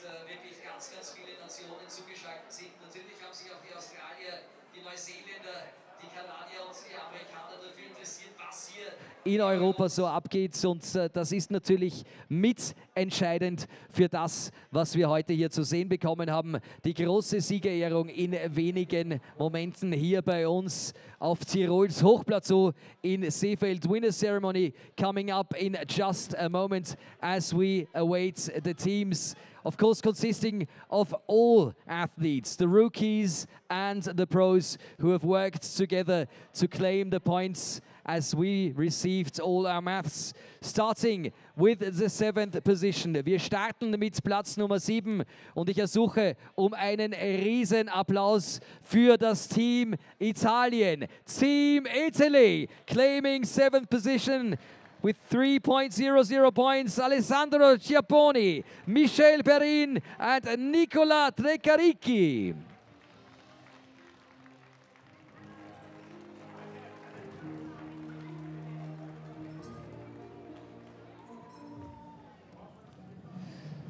Heute hier zu dritt angetreten und mit dem 7. Platz nach Hause gekommen. Die Medaillen gibt es wieder von Magister Alexander Hembach, dem Geschäftsführer von STIHL Österreich. Managing Director of STIHL Austria, Magister Alexander Hembach, handing over the medals as we proceed to the 6th place team. Auf Platz 6, Deutschland, Germany, consisting of Leon Pesch, Team Manshofer, Marcel Steinkemper and Danny Martin.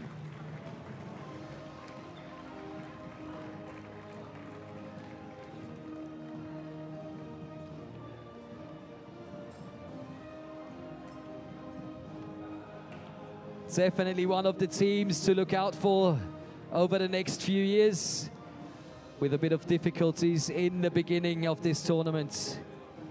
Here at the STIHL Timbersports European Nations Cup 2023.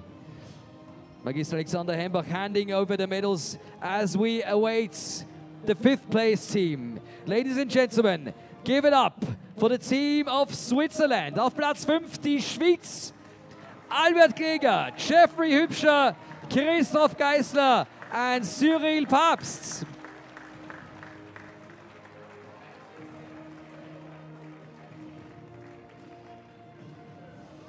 Wie es bei STIHL Timbersports üblich ist, gibt es da noch das Shake Hands mit allen Athleten. As Team Switzerland is getting into position, getting their well-deserved medals here on stage in Seefeld.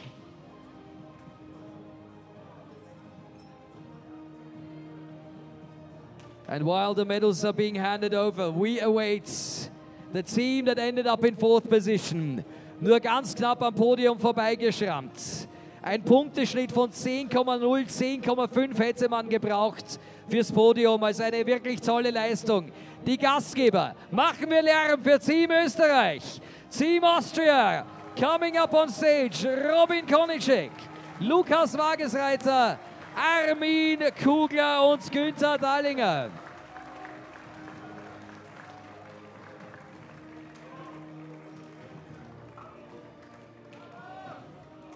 Das Team in Rot-Weiß-Rot hat hier ein Versprechen für die Zukunft abgegeben.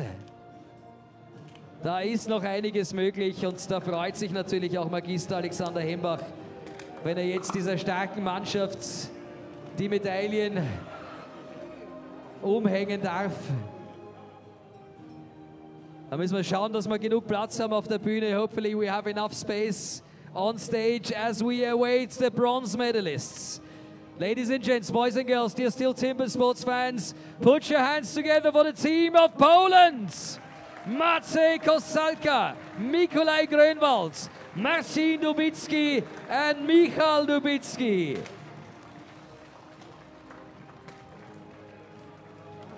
The bronze medalists of this year's European Nations Cup. Well-deserved, great performance by all 4 athletes. Stepping on the podium right now as we await the silver medalists. Please welcome on stage the team of France, Vincent Roussel, Loïc Moisson, Alexandre Meurice and Pierre Pubaret.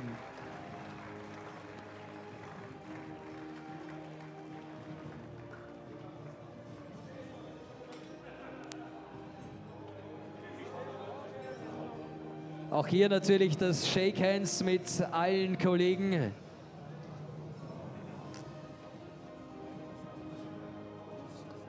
Und jetzt auch mit den Drittplatzierten. High fives with the team of Poland as France approach the podium, stepping up to get the STIHL Timbersports European Nations Cup silver medals from the hands of Alexander Hembach, the managing director of STIHL Austria.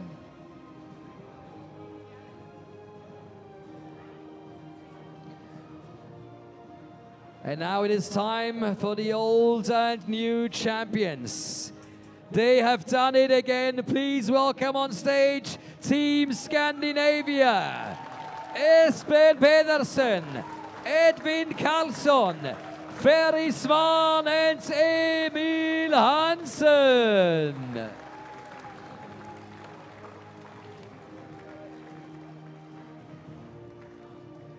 What a team, what a performance.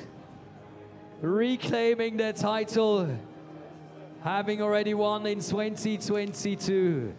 So here they are in Seefeld, Tirol, to reclaim the title, STIHL Timbersports European Nations Cup. Here are the winners stepping up on the podium. Give it up for Team Scandinavia.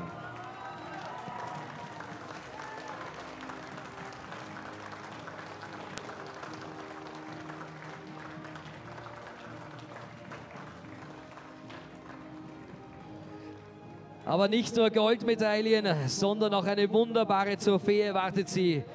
Magister Elias Walser, Managing Director of Tourism Region Seefeld, wird sie jetzt bringen. Hier kommt die Trophäe unter dem hoffentlich tosenden Applaus. The trophy has arrived from the hands of Magister Elias Walser, the Managing Director of Tourism here in Seefeld, as is it lifted up. The STIHL Timbersports European Nations Cup trophy. And to honor our champions, we will of course play the national anthems of the 2 countries Das heißt, jetzt spielen wir die beiden Nationalhymnen von Team Scandinavia. Ladies and gentlemen, please rise for the national anthem of Denmark and Sweden, starting with the national anthem of Denmark. Ich darf Sie bitten, sich zu erheben für die Nationalhymnen der Sieger. Wir starten mit der Hymne von Dänemark.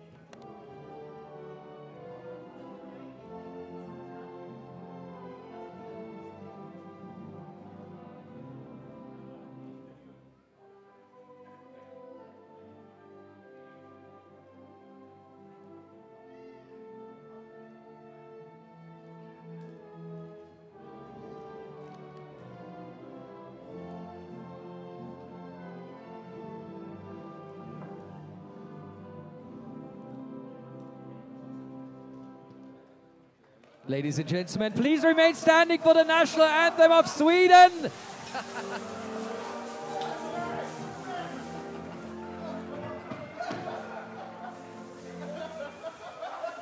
So here comes the national anthem of Sweden in a champagne shower, as obviously all athletes could not await the second anthem, celebrating here at the STIHL TIMBERSPORTS European Nations Cup 2023. Cheers to all athletes. I am not sure if we're still getting that anthem in the background or if celebrations have already started. We will find out in just a moment. The winners' pictures coming up.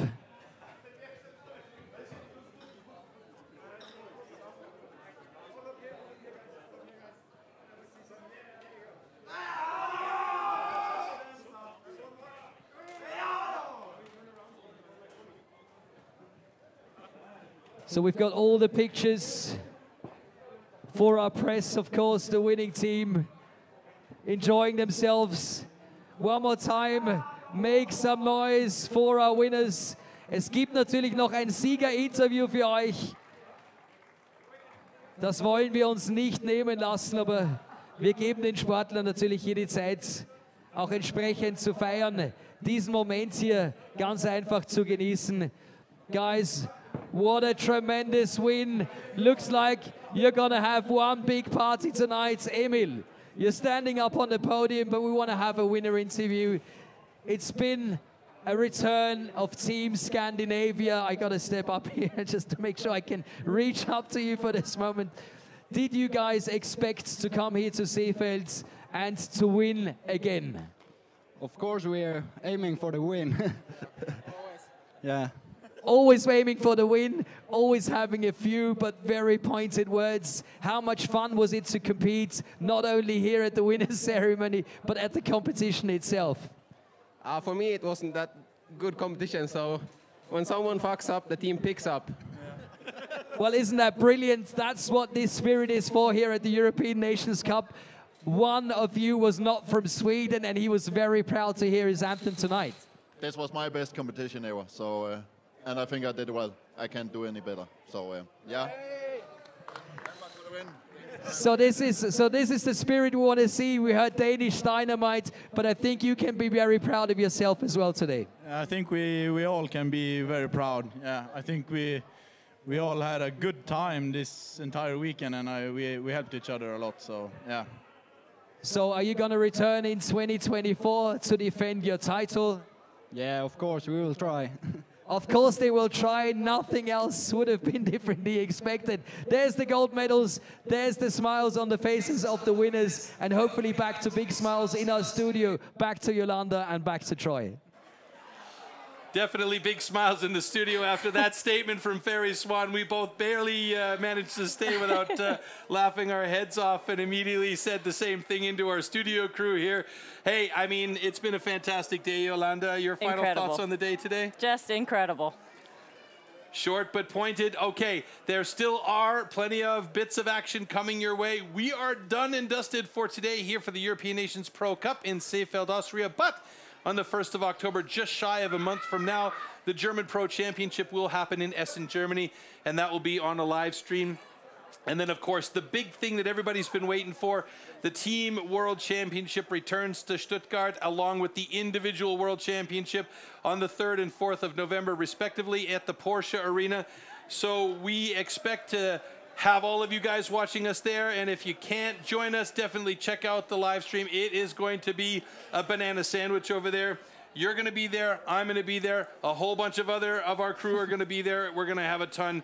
Thank you very much, Yolanda, for being with me today and keeping me straight and on the straight and narrow path with the information.